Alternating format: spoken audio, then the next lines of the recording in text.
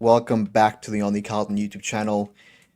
After probably the worst loss of my life, I went into the week being like, North Melbourne on my grand final, North Melbourne on my grand final. I don't want to lose. And then we ended up losing in the exact same way that we have every single week. I'm actually so cut. Genuinely, I am so cut. First of all, happy Easter to everyone in the chat. Carlton Flaggers, how you going? Lou Felino, thank you for being here. Happy Easter. Maybe just Easter. I'm not sure if we're too happy. I'm joined with Aiden today again. Reoccurring guest. How you going, Aiden? Not too bad. Not too bad. How you really going? Yeah, coping. Been Man, just a few days. yeah, yeah. It's been rough.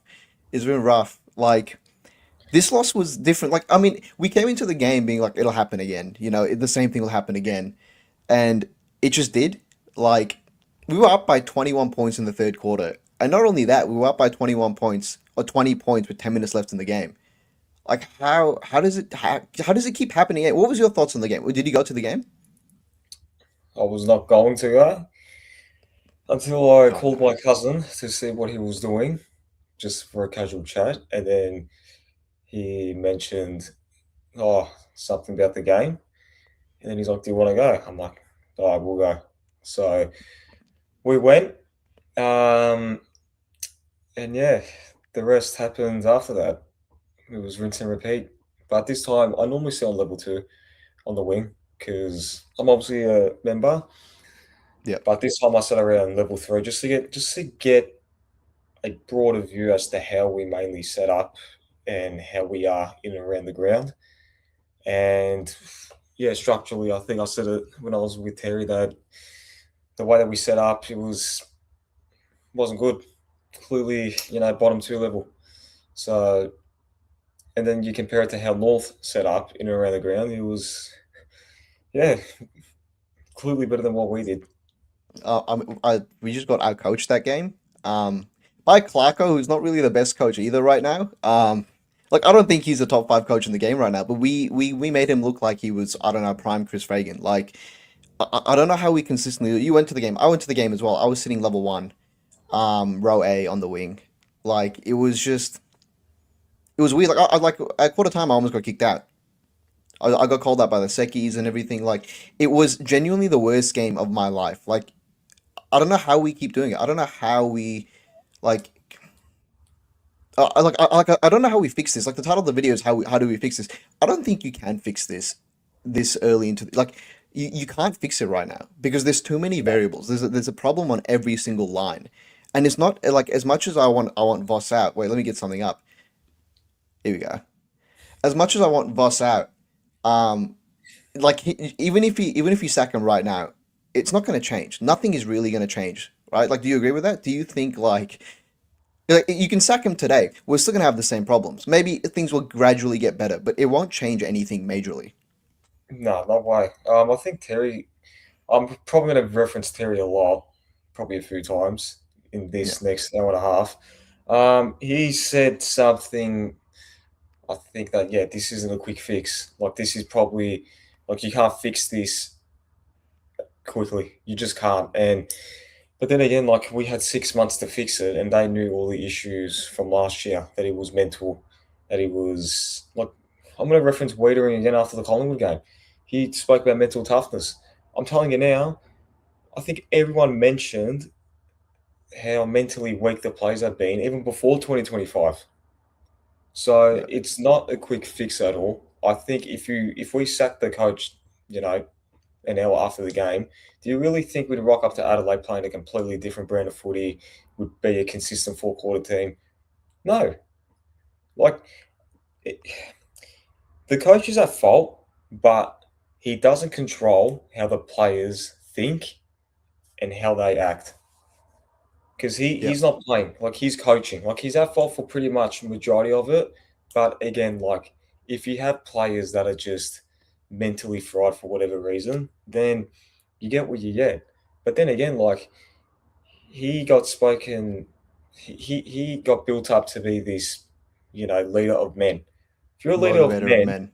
Yep. if you're a leader of men, then you shouldn't have your troops because that's what these players are. They're troops.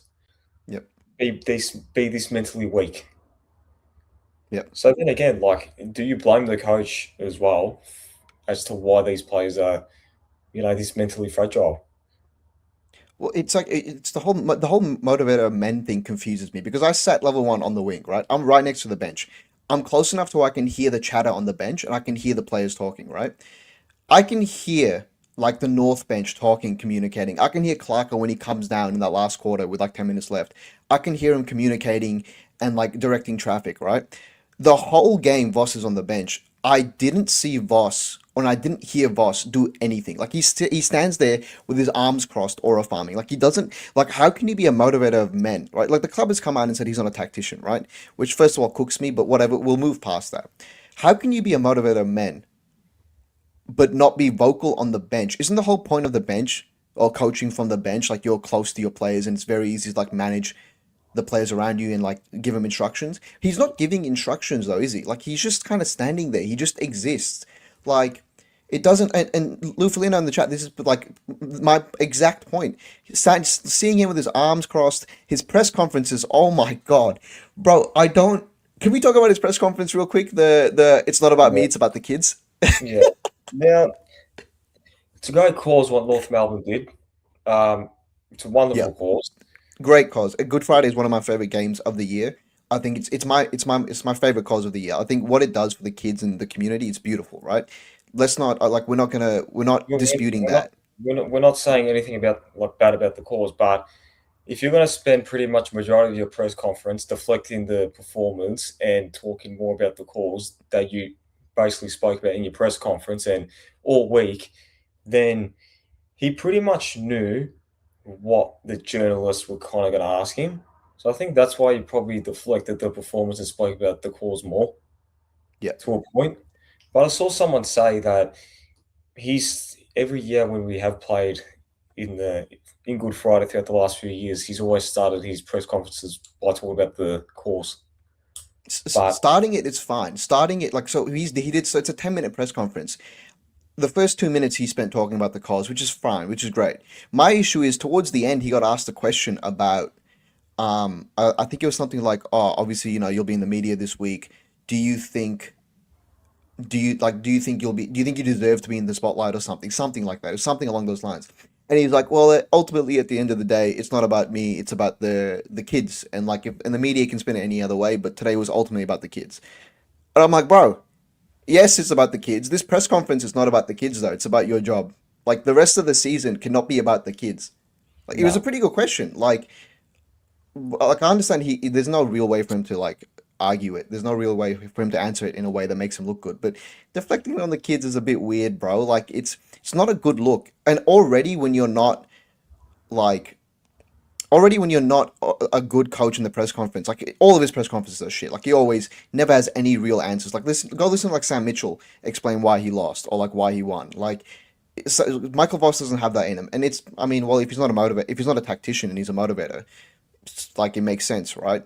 But my issue is like, why would you do that? Like, why would you willingly do that? Like, you know what I mean?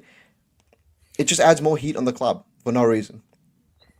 yeah, I know. Like you're not gonna like the sick children aren't gonna be spoken about for another week or year, if that makes sense. Yeah, Like I yeah, get that the cause was for them, which is good. So that was the whole purpose. Like everyone that bought a ticket, everyone that bought anything from the ground, like the amount of goals that were kicked, it all goes towards the children's hospital, which is great.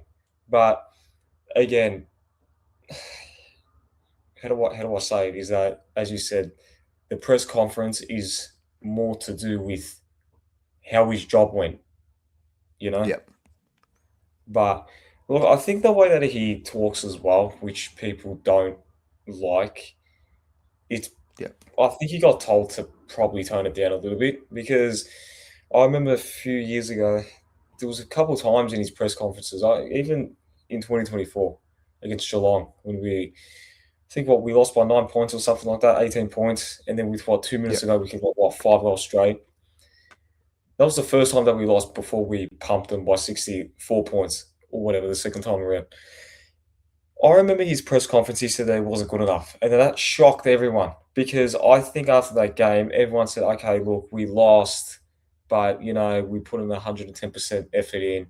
It's a Yeah. loss that you'd be content with against a team back then who were pretty much undefeated coming into that game.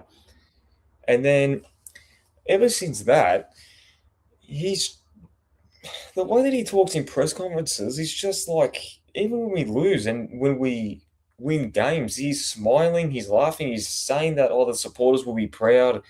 Um, that we beat Richmond, and then he said that after the second quarter we put in a more Carlton-like performance. What do you mean? We had 13 tackles in a half, and you're saying that's a Carlton performance? Like a coach is meant to talk for the supporters. He's not talking for the supporters at all because he No. clearly doesn't think nothing. Like maybe he should go on social media for an hour, and then he will really see what the supporters think and what they want. So It's the whole thing of being Carltonized, right? And look, you look at some of our players, look at Will Hayward, bro. What happened to Will Hayward this year? Like, I understand he wasn't the greatest player at Sydney, but like, bro, he's been terrible this year. Like, I didn't expect him to come out and have 50 goals this year, but I did expect him to have somewhat of an impact. And it's like we don't really look different with him out there. Like he could, bro, like genuinely, you could start the game and he could sit on the bench the entire game, and I wouldn't notice that he's not there. yeah, it was dreadful on Friday. The Like fact he that was. Sorry, go. he kicked what I think 50 goals in what? How many goals did he kicked 50 goals in what, I, 2 years or something? I think it was 41 and then 29 the year after. Yeah, 41 or whatever, which is pretty good. And then he comes Yeah, here and he's only kicked what, 2 goals? And Friday he was really petulant. He gave away two sloppy free kicks that resulted into goals. I mean, yeah, unfortunately, he's suspended. But even if he wasn't suspended, I would have still dropped him. But yeah, will 100%. Voss do that? I don't think he will. But then again, like I think he's playing in a system that doesn't really suit him. So at Sydney, he played as a what, second tallish, medium-sized tall. He's been forced to play as like a small forward. Like look how much sometimes you see him in the back line, in the midfield, like running around. Like he's again, and That's it goes back to coaching. It goes back to coaching. coaching. You Yeah, see and Francis like, Evans. You see Francis Evans in the back line again. oh, yeah, Like there's yeah, Francis moves and Evans then there's back just line. clear stupidity. Like it's Peter V makes a very common here. It's this is I stand by this.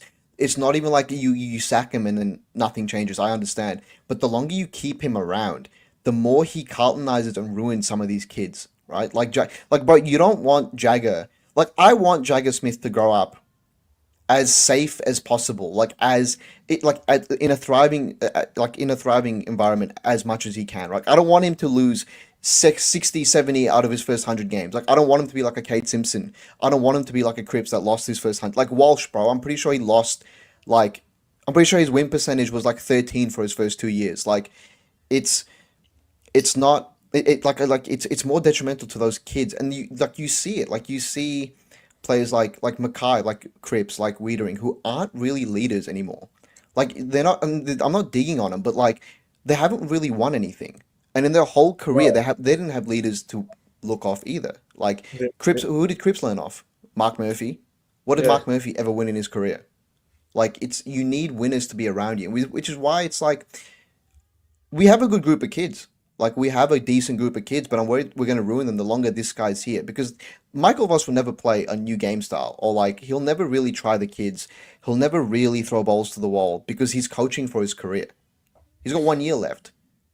He's got one Yeah. year left, and he's bro, like he is hoping. And genuinely, I think what I think he's doing is he's never going to drop Hewitt. Like he's never going to drop some of these players that are his favorites because Well, he's he just gonna. might have to because He I'm might telling have to you, be. like Yeah. he's got no choice. Like look at our midfield on Friday. Oh, Look how much centre bounce attendance is. Chera, Hewitt, right, Cripps is always going to be there. And then you compare that to Walsh and Jagger, who are our two fastest players. Jagger had like 7% in the midfield. Walsh had 13. Brody Kemp had yeah. 4. He was what, 3 off Three Jagger. off Jagger. Yeah, so like Like so Chera, again, Hewitt, Cripps, like Chera, Hewitt, Cripps all had like 23 to 25 CBA. like And yeah, like again, you can't. play Cripps and Hewitt in the same midfield. You just can't. Friday has shown why. The last few weeks has shown why. Last year showed exactly why. It's just too slow. Like the only way that, because people are saying that Cripps has lost the plot and all that. You know what? I've said that he's come into the year pretty poorly. But then again, look at the players that he's having to give the ball to. They're slow. Like he's slow, but you need to compliment him by putting in Walsh and Jagger next to him, even at Ainsworth. And Ainsworth, then, Elijah, Frankie, even bro. Like I'd rather have Frankie Evans in the middle than in the half back role, whatever he's playing. Right? and like another thing too, I don't get like why Chera played because that was his first game of anything in the whole year. Yeah, Why do we you pushed that play Jagger him? for him. Yeah, Like, why do you play him in a very important game like Good Friday? Like our season was technically on the line. Play him in the VFL. yeah, And then as a result, he pushed Jagger out of the midfield. yep, But then again, Voss is just too stubborn of a coach. He will not drop the plays that I've just mentioned now. He definitely yeah. won't. He won't change up that midfield. He won't. He definitely won't change this game plan up. Like nothing. He won't do anything. Like Matt Carroll, he's done reasonably well. I think that he's probably our best kick besides from Newman. I don't like him playing on the wing. Like why is Ollie Hollins playing a halfback, but Matt Carroll's playing on the wing? I disagree I with don't, you. I think Matt Carroll is really good on the I wing. don't understand that. Yeah, I think Matt Carroll is sick on the wing. I was in the same thought process as you, but that Melbourne game and even this game, he was Matt Carroll is one of our only players I think that has like he wants the ball, like he wants the responsibility for the ball, like he's happy to take the ball and take the game on, like he finds that extra second or two. He doesn't just handball it quickly, hospital handball. He doesn't dump kick it. Like he looks for an option. And he's one of our only players that does it. And it's, bro, some of our best players over the last 2, 3 weeks have been young kids. It's been Elijah. It's been Matt Carroll. It's been Dean. It's been Jagger. Like our leaders don't exist. They're not there. And I think that's more worrying. Like Matt Carroll on the wing is great, but then you see that makes Ollie Hollins play at halfback, right? Which I don't like Ollie Hollins there. No. But Voss will never drop him because it's like, and Pommy made this point, and it was the greatest comment I've ever seen in my life. He made it in a previous live. He was like, Voss coaches like he's playing FIFA. Like he'll just pick the 23 best players. Exactly right. It's He like that. doesn't care. Yeah, he It's doesn't like care the roles they play. He doesn't care about the roles they play. They don't care. He doesn't care about the positions. He'll just pick the best 23 and hope they fit into places where they don't fit. Square pegs, round holes, right? Like it cooks me. Just drop Hollins. As much as I love Ollie, I'm Ollie's number one defender, and I love that kid. But if he has lost his spot on the wing, drop him. It's not that hard. I don't think you need to drop him. I think you just need to play him in his position. That's all. But then again, like I didn't think that he was bad on Friday. I think he did reasonably well considering where he played. But then Yeah, again, why is he distributing out the ball out of the back line? And like there was a case I think in the fourth quarter where he was telling players to move around, give him options. They all just stood still. Like yeah, what is that? yeah. Like these players have an attitude problem, clearly, because the first half we had 13 tackles, and then the second quarter, and then the third quarter, in like 15 minutes into the third, we laid 15 tackles in 15 minutes. Yeah, yeah. Like, Like it's the same pattern since 22. But Pommy's spot on once again. It's like we just lose the same way. Go back to 23 run. Look at some of the performance individually. We've always been an individual team. Like it we have. doesn't.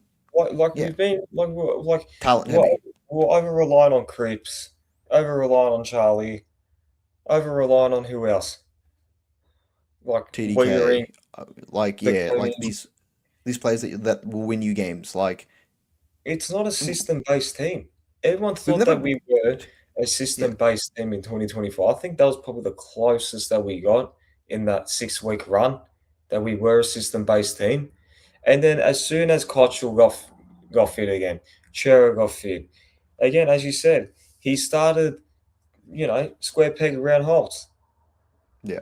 bring in the players that he's used to. And I think I said last week that he will definitely bring in players that he's used to, like Chera, and he did. And Chera didn't play that great, but it's not Chera's fault as to why he got picked. Yeah. And I like I think think, us we won this we won the clearances, bro. Like what concerns me about that game is that we won clearances and yeah, clearances are supposed to be our MO. we won clearances, but what did we do after we won them? Look at what Nothing. North did Well, after they won their clearances. yeah. Pretty much every clearance that they got, I think I could be wrong, result in scoring opportunities. When we got them, what did we do? It's Nothing. it's it's just a No, slow midfield. it's a story of Like the season. like I Yeah. saw like in that fourth quarter, LDU was running the. I've never seen such a fast and slow run in my life in LDU. Like he was running so slow, and then I just see Cripps behind him trying to chase after him. I'm like fucking. LDU was slow, but just look at how slow. How just look at as how slow our midfield is compared to North. Yeah. Yeah, that's spot on. And Petrokar makes a great comment here. Like strong culture clubs with strong cultures, they don't have issues with players being given different roles, but we don't have a strong culture. We have a terrible culture at this club, and it's not getting better. Like I don't see it getting better.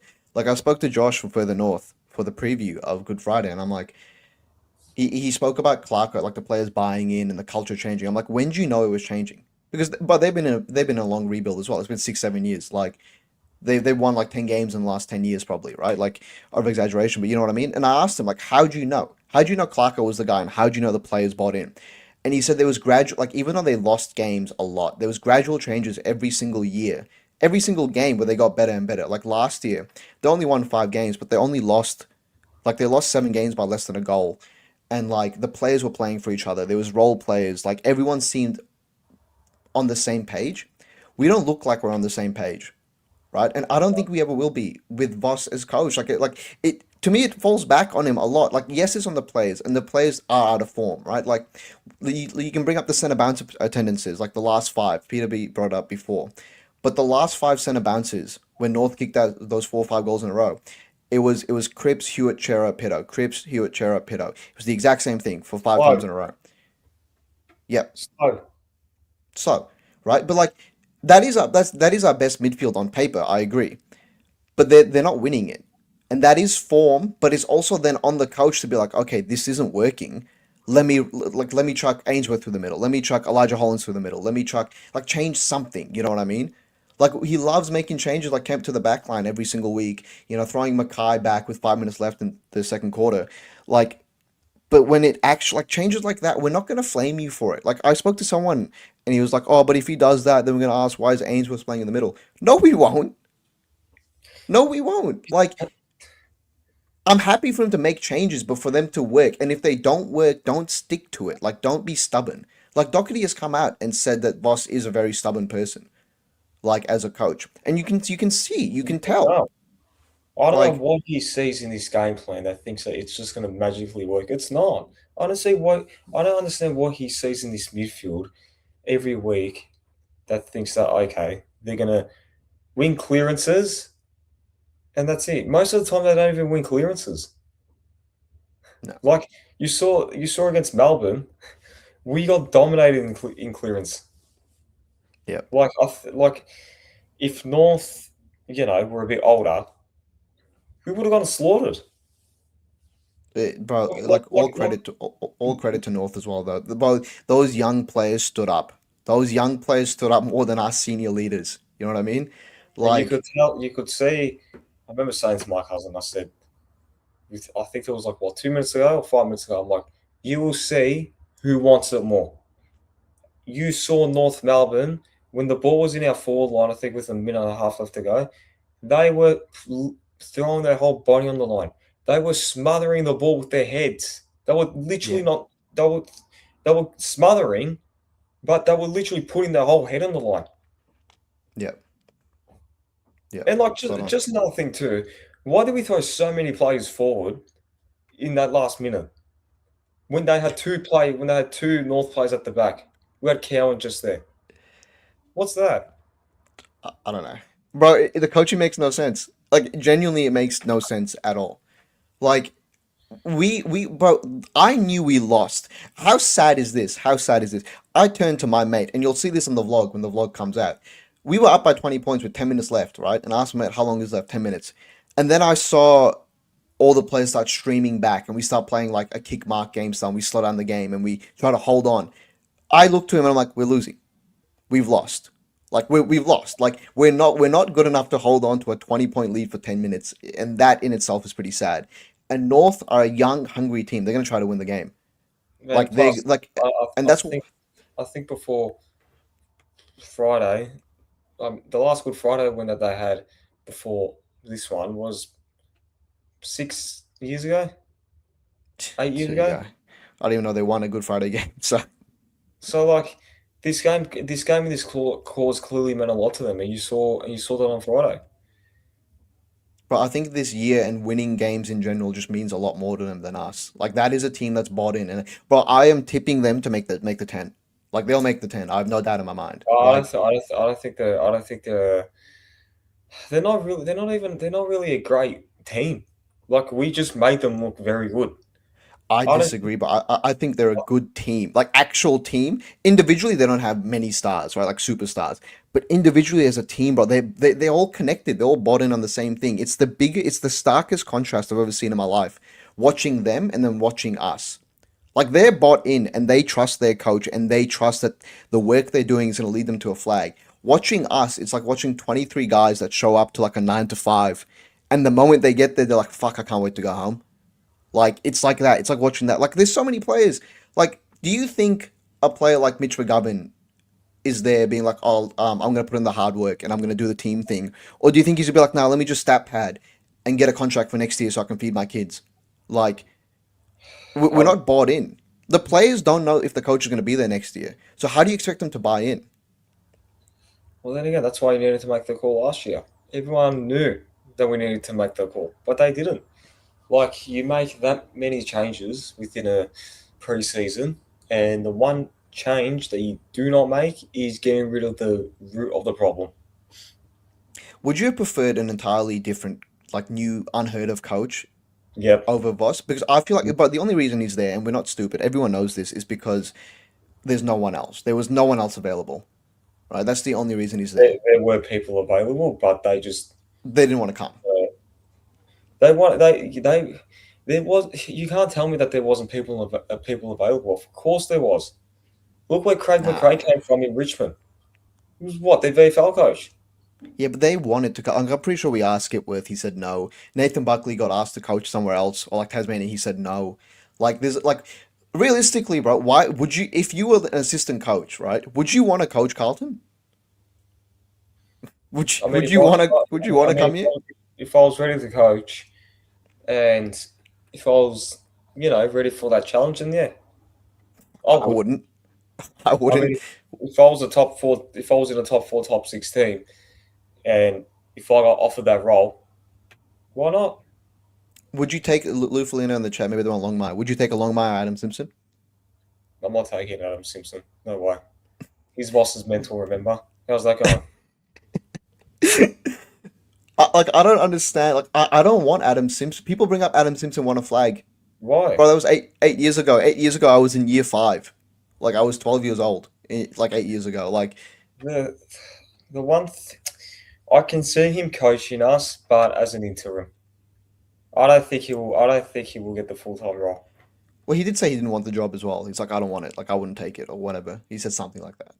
They're just saying that. What's he gonna say? Oh yeah, like yeah, I'll take Yeah, it. I can't wait to take Boss's job.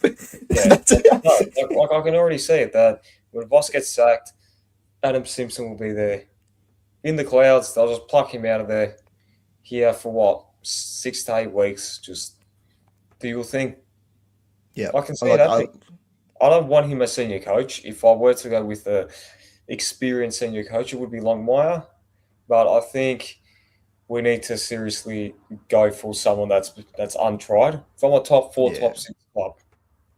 Yeah. More No, more for sure. I mean, specific. like, there's a name, and I'm gonna throw it out there, and I don't know if how we're gonna react. But like, Cade Simpson's an assistant coach at Hawthorn.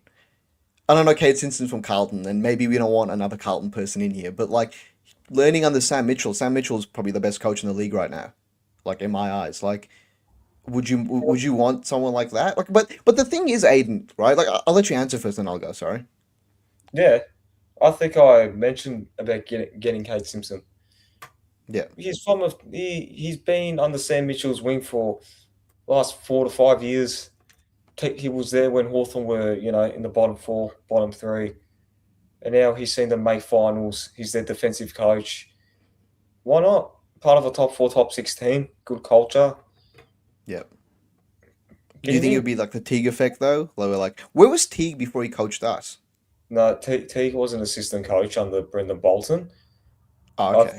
I don't know where he was before he came, but he was an assistant coach on the Bolton. It's not like they, got him Okay, from it's the not World going for Cup. someone else. Yeah. Yeah. So they, I didn't want to talk about Teague, bro. That I just got flashbacks. Teague train, baby. Fuck. What if we get? What if we sack Boss and we get like an assistant coach, an interim coach now, and he wins us like a six of our next seven, and then we sign him. I mean, I don't know I don't know what, I mean, when T got hired, I think that was player led. Like the supporters Probably. enjoyed it, but Yeah. it was Well, player led. I remember Pommy saying that the players wanted T in, and then what? then they Two got and him a half out. years later, they got rid of him. Probably made a chat comedy I want to highlight, and I want to touch on this. It's we haven't improved one player post 23. That is so fucking true. We Name a haven't. player since 2023 that has gotten better. None. I'd argue every single name we've gotten in at the club since 2022 has gotten progressively worse and worse. You look at Adam Chera, his first year in my eyes, I know not everyone agrees with this. 2022 was his best year. 2023 he was pretty much the same, and then 24 he's just gotten progressively worse since 23. Right? Adam Sard since coming to the club since Voss has come in, he got All Australian in 2022, and maybe you can attribute this to age, but he's got progressively worse as well. Everyone is getting progressively worse the longer they stay at this club, and I don't like it. That has to mean something. That has to mean that if it's culture, if it's coaching, or if we're not using them in the right positions. Like you look at Hayward as a perfect example. Now maybe Hayward needs a while to like get used to Melbourne because like Nick Haynes had that. You remember when Nick Haynes, his first 10 games, he was fucking horrendous, and he was No, like, I think his only bad game throughout those 10 games was against Richmond, and then the Geelong game. That's when he performed that's when he better. turned up. That was round seven. Yeah, that was round Yeah, seven. Like he said it himself. He's like it took him a while to get used to like Melbourne. Like, bro, because you go yeah, from playing in like in front of 20,000 people in Sydney, and like Sydney supporters. And this isn't a diss on them, but they go to the footy casually. Like they're not out here screaming at their players. They're not out here. They don't really care in Sydney. Whereas we, bro, like 80,000 at the MCG, it's like we're full on. We're probably like the most full on fans in the league. And the media loves jumping on it. Like Rory Sloan the other week, and he was like, "Come on, it's the fans' fault. They had too much pressure." It's like, bro, you know how long we've been starved of success. You know how long we've been starved of. Like I'm 20 years old. The only thing I can hang my hat on is a semi-final win. Like, go tell a Hawthorn supporter, go tell anyone in the league that, yeah, nah, like, my happiest memory is winning a semi final game that we never should have won in the first. We had no right winning that game. We stole it. Like, my mate Seb from uni. I was with him a few weeks ago, and he's witnessed 4 or 5 flags. He's yeah, 20, and then he said to me, he's like, after the three-peat, he's like, he didn't really care. No, I think he said something like he hoped that Hawthorn didn't win the flag because he was so used to them winning. And then I'm oh, you know that Donald Trump meme was like, "We're gonna win so much, you may get tired of winning." That's Hawthorn, bro. I can't. Like, yeah, but I think it's a culture problem. I don't think it's yeah, I think Voss is a part of it.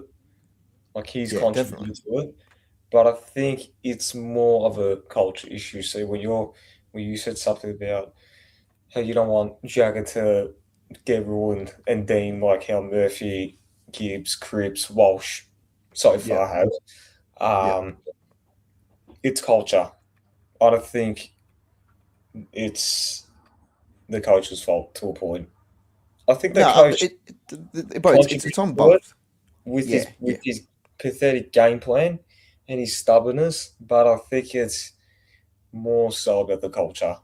And if it is a It's culture issue, then I don't yeah, understand how it can be, because they said that the one thing that they're improving on, and they have sort of improved on, is culture. yeah. Now, I don't think our culture's improved, because if No, it has, you'd see a completely different outfit every single week. Look at Melbourne. yeah. Look at Like Melbourne. Melbourne, look what Melbourne did. They sacked Goodwin. Last year, they looked culturally wrecked. Terrible. Yeah. They got rid of And Petrarca, they Oliver. also lost. They also lost two stars. They lost two Yeah, superstars, like very much like us. Yeah, I would say Petrarca and Oliver was more of a loss to them than Kerno and TDK was to us. yeah, because Petrarca and Oliver, they've been their best players throughout besides from Gone, throughout the last, Yep. what, 10, 15 years. They got rid of them. Look where they are now. I know it's early in the year, but look.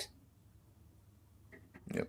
And the game, and when they bet us last week, that was the exact same game that they lost Yep. last year against St Yep. Kilda. So it's funny how the 100%. tables have changed. Yep, it's in Petrocan. What a great comment. Like it's the responsibility of the leadership group and senior players, the bulk of the development. I agree. Like when you have like, and it's not for me. It's like, bro, there's so many issues at this club. Like you can't just pinpoint one. You can't say it's all Voss's fault. You can't say it's all the players' fault. You can't like it is. Every facet of this club is fucked. Like it's not a secret, but it does to me, like you look at form issues, right? Like, and I use this hypothetical in my review video. Like, let's say Patrick Cripps is down on form. Let's say Michael Voss plays Patrick Cripps as a running halfback, and Patrick Cripps is doing shit every single week, and then he's down on form. His confidence is down. He probably doesn't want to be there. Who do you blame in that situation? It's Coach, coaching.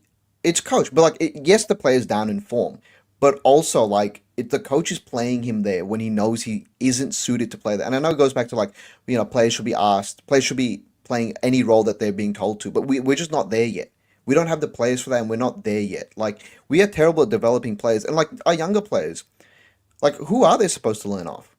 Like when the game is on the line, our senior leaders don't exist. They don't stand up. Like Cripps doesn't stand up as much as I love him. Walsh doesn't stand up. Wiedering doesn't stand up.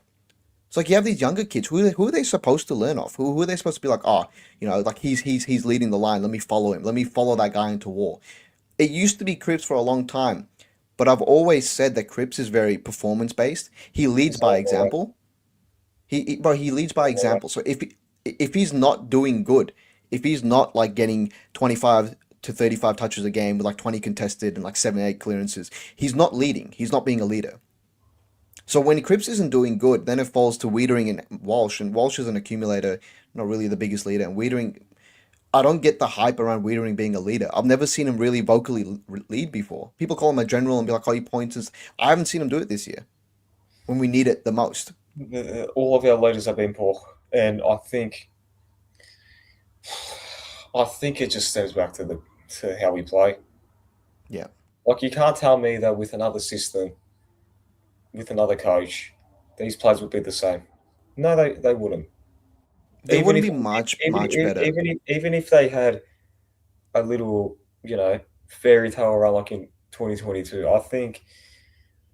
don't think that'd be worse as what they are now. No, like I don't think we're a good side. Like I don't think this list is capable of making top eight. I think maybe at its very best we can push for top 10, like at the very peak of our list. But we're not a bottom two side. We're not as bad as we're playing right now. Like you can't sit here and tell me we're as like we should be 1-10 or 2-9 going into the bye, which is realistically what we'll be, But I don't right? think we're that When team. I think we're a more better team. I think we're a better team than how we are now. I think it's I think coaching. I think we should be a better team than North. I think we should be beating Richmond by more. Like I think we should, like we shouldn't be this far. Like North Melbourne shouldn't be leapfrogging us. North Melbourne are not closer. Hey, let this sink in real quick. We won a prelim three years ago, right? Yeah. North Melbourne were winning like 2 games a season 3 years ago, and now it's bro. It hasn't even been 3 years yet. We just started 2026. North Melbourne are now closer to a flag than we are. I Like know. But again, like you're saying that we're not much of a better team, then why have we led, I think what, at halftime, practically every game? If we weren't a great team, I think we wouldn't be consistent in that. I think Louis makes a great point here, Carlton Flex. Make sure you check out his podcast, Perth Blue Bagger Pod and Baggers Unfiltered. That is probably my also list of issues. I think player form and mental fragility. That is also a big factor. I think our players are mentally weak. And I think that's something you can't really blame Voss for. I think maybe he attributed to it and caused it. But now, like, no coach can really fix that mental fragility that the club has. Like, they're scared, bro. Yeah, yeah, They're yeah. But they're terrified. if it's a mental problem with the players, then isn't the coach meant to fix that? When he's a And if he, motivator of men, yeah, yeah, he should be, and yeah. and But, like, and and, and if he's sort of contributed to that, then why didn't they get rid of him? I think, again, I think it goes back to no one was there. No one else was there, and they didn't want to get an interim coach in. They actually wanted to restart the rebuild properly because that's where we are. This is pretty much a Yeah, rebuild. we are. We like We started I we started this rebuild ever since they decided to not go for Houston, and yeah, you know what? It was probably a Jagger. rumor and probably not getting Petrarca. Instead, they went for Jagger.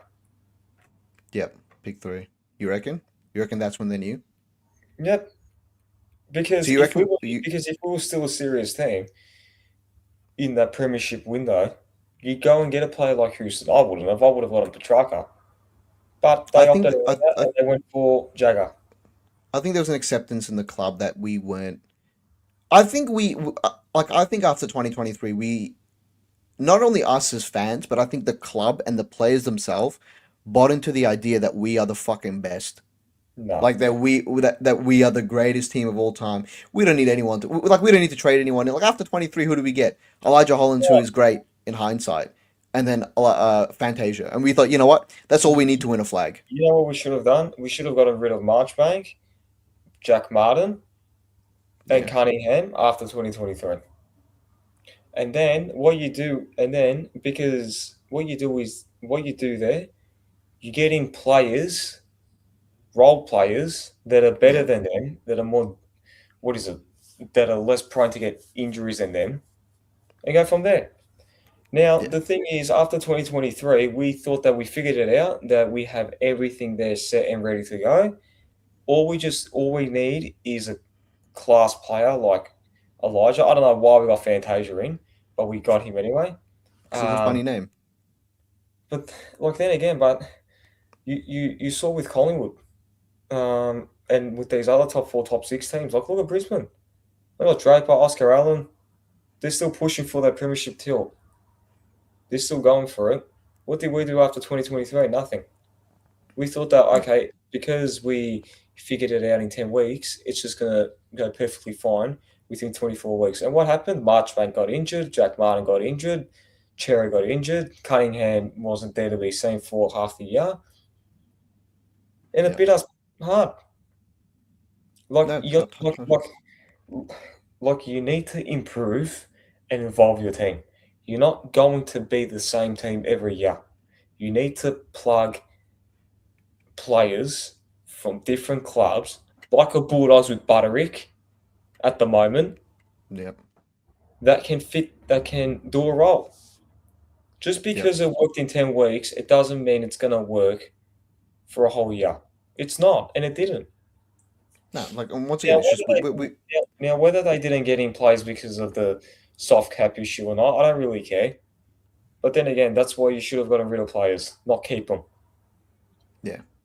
Yeah, I mean, like again, it goes back to just we just thought we were better than what we were. I think the club was ignorant. I think the supporters have every right to be ignorant. Like I don't blame the supporters at all for thinking we were top shit because we just made a semi final. Like you can't put any of the blame on the supporters, but like we just didn't improve. We didn't improve, and you can see it's still hurting us to this day. And like Blue Bag in the chat, like Melbourne have already rebuilt their list in under a year, and I think a lot of that is like selection integrity and just a new coach, like a breath of fresh air. Like it might be a sugar hit, but like, That's what we should have done. That's exactly what we should have done, and you're seeing the repercussions of it right now. do you think Melbourne have a better list than us, player by player? No, I'm actually not sure if they do. I just want to get your no, thoughts on it. Why? So no. you think I we're just think that they're better coached. yeah, right? Okay. I don't think that Jack Steele is a better player than Patrick Cripps. Chat, get involved in this. Do you think Melbourne have a better list than us, just but purely by player? So I'm actually not sure. I I actually don't know. think the best players that they have at the moment is Pickett, Gawn, and on clear form, it's Jack Steele, them three at the moment. But Yep. besides from that, they've got two good players. Yep. That's it. I don't think their list is any better than ours. I just think that they're well coached. And Okay. as I said, you can't tell me that with a better coach, he wouldn't get the best out of these players. I truly think that this list is a top eight, top six list with a better coach. You think our list is a top eight, top six list with a better coach With a currently? with a coach that can properly coach, yeah. Fuck. Because people said that Melbourne's list is bottom four, bottom six. Now look, they're not a top six team on paper. They're just better coached. Yeah. Fuck. Now I don't know what Pommy thinks, but I truly think that because Pommy's P- an Pommy in the chat. analytical Yeah, expert. Pommy is a genius. We need Pommy to weigh in on this. Um, what's the chat saying? Yes, the chat's saying Melbourne got better young players. Pommy in the chat said better. They're better role players, but there's a difference. They worship roles we don't. But Pickett will be by Flemington our best player. Yeah, no, for sure. I think Cosy Pickett's better than anyone we have on our list by far. Yeah, yeah, by Um, by a mile. I But think if yeah, you're saying but like I still think like we overrate our top talent. yeah, we always Pommy in have. the chat. Here we go. Put the best coach at Carlton and the best list manager. It would still be ninth at best. In all honesty, our list on paper is 12th. Yeah, I thought so. At best, I thought so as well. Like, bro, look at our list now. Like, okay, our list with Kerner and TDK was already pretty bad. Like, it was very top heavy. Now we don't like, bro. Okay, like let's look at our forward. Let's go line by line. Let's look at our forward line. Let's talk about Harry Mackay for a second. I'm gonna get a screenshot of our forward line against North, and we're gonna talk about it. All right? Give me your thoughts on Harry Mackay. Go loose. Let loose, bro. This is your chance. Um, he's struggling, but He's then again, terrible. Don't be nice, but you don't have to be nice on you. Just, he's bro, he struggling. is. He's struggling, but then again, I don't think he can handle the expectation. He's I don't some think. players aren't built. Some players I don't aren't built to be think. in the I don't. spotlight. I don't think he can. That's Yeah, why he needs someone next to him like a Charlie that can just push him out of the spotlight, and that's what Charlie did for years. Now, yeah, because the spotlight's all on him, he can't take it.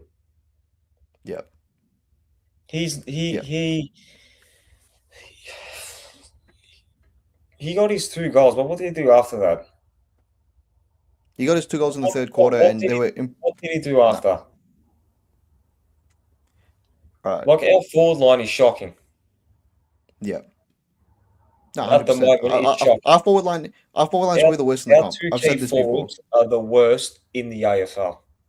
I can't Yeah. believe Brody Camp is our key forward. Like, how do you put a guy who was reasonably well in the back line as a key forward? Why? Yeah. Our list is average at best. We're used to the apparent big names. I think our big names aren't even that good anymore. All right, They're not. I've got it up. They're I've got not. it And up. you All know right. what? They're not. And it's our fault. It's our fault for overrating them and praising Yeah. them to be who they apparently are. Because every time when people said, okay, what if Harry leaves? Oh, no, he can't leave. He can't leave. He just can't. Why? But he can't. They're not Yeah. that great. Lou Flynn as well. It's the game style doesn't help Mackay. I agree. Like the delivery Mackay gets isn't the best, but also he just doesn't fight for the ball. Like he irritates me. So we'll talk about Mackay properly in a sec. I just want to go over this list. I've got it up here. You can see this, Aiden. Yeah, you can see it well. Yeah. All right. Let's look at our back line. Right. We'll start from the fullbacks. Like okay, Newman, Wiedering, Cowan, Florent, Mitch McGovern, and Boyd. That's not like that. It's That's not not a good changed my back line, opinion bro. on what I said about our list being a top eight, top six list. I think it's already changed. I think it's a bottom six list now. After seeing this, He's looked at the line. I've looked at the lineup and now, yeah, it's a bottom six list. Bro, look at our forward line, bro. Look at like, bro, we're not good. We're not good. Like we're bad. Like our forward line. Just look at the forward line. Like, okay, remove Jagger and replace him with like I don't know. Was Jagger playing? He wasn't fucking playing. What is his lineup? He wasn't playing full forward. Um, Replace McGovern with Dirksen and replace Jagger with I don't know someone, Elijah or Will Hayward. That is a bad forward line, bro. Like Mackay and Kemp are our key forwards. Can we talk about that? Like Brody Kemp is expected to be one of our key forwards, and he's expected to be the key forward because Mackay just goes up the ground. Mackay says, "See you later. I'm gonna go up on the wing." Like that leaves Brody Kemp and Mitch McGovern. And can I point out Mitch McGovern has kicked more goals this year than Harry Mackay? You know who's our leading goal kicker? Yeah, Mitch McGovern with 7. No, it's not. Who's our leading goal kicker? Peter. Is he really? Yeah. Still? Oh my fucking god. Yeah. Oh my god. Is If he he wins, really? if he wins a BNF, that is the biggest embarrassment to these players, and they should all be ashamed of themselves. Mackay should All be of them. ashamed of himself. Mackay Yeah, should be ashamed of he should himself. be ashamed of himself for being pathetic all year because that's what he's been. He's been pathetic. I don't care. He's been shit. He No, he's doesn't been do enough. terrible. He doesn't No, do enough. He doesn't do enough. He plays like an under 10 player. And then you see Sam Darcy leading, pushing his players around, punching, bumping them. That's a key bro, forward. Sam Darcy is everything Harry Mackay should be. Sam Darcy uses his height, he uses his physicality, he has good balls, like he has good footy IQ, and he jumps for the ball, and Mackay just doesn't do it. And Mackay has this thing that cooks me. It's like, okay, like if it's like Brody Kemp, I don't get upset at Brody Kemp being shit. Because what do you expect from Brody Kemp? You know what I mean? Like you're gonna get maybe 15, 20 goals out of him in a year, right? That's his ceiling. You can't expect much from these players. Mackay is a Coleman medalist. Mackay is our leader of the forward line. Mackay is on 1.2 million a year. Like and the thing he's shown he can play footy before. He's shown that he can kick 50 goals in a year. He's shown that he can like take But games how by the many neck. times has he done that? That's my next point. He, When he's he, on, he's very he, good. When he's on, he's an A he grader. doesn't do it enough. Exactly. So if he doesn't do it enough, like Cam Zerha is like a perfect example, right?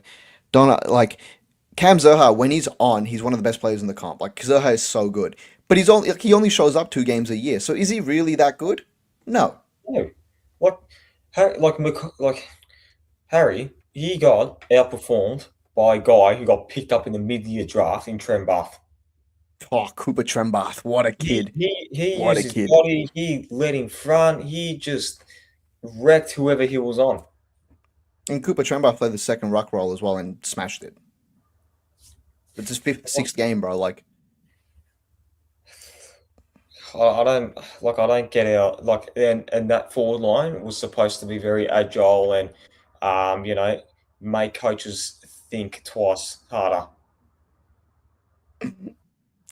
it cooks me like he's there. And but the thing is with Mackay, when he's up on the wing, he jumps and leads with like conviction. He's very good on the wing at marking the ball.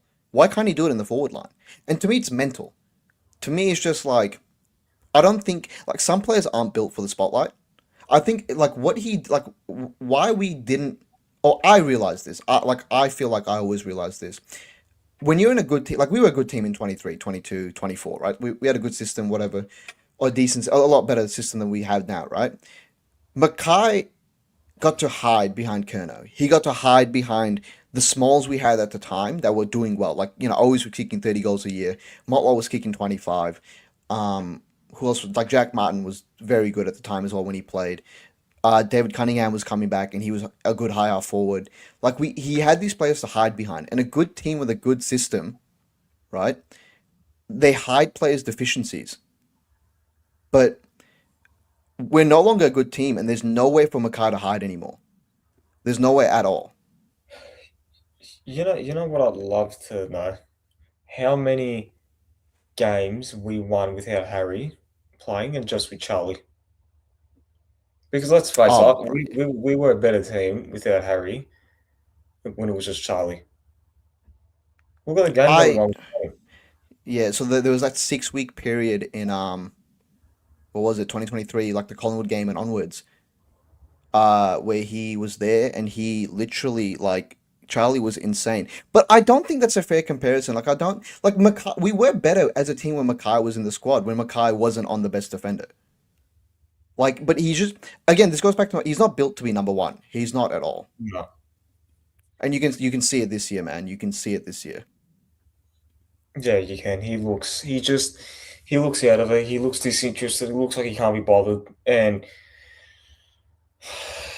again, I would love to know where the people are that said it's Harry's forward line and that we perform better without Charlie. Well, we don't.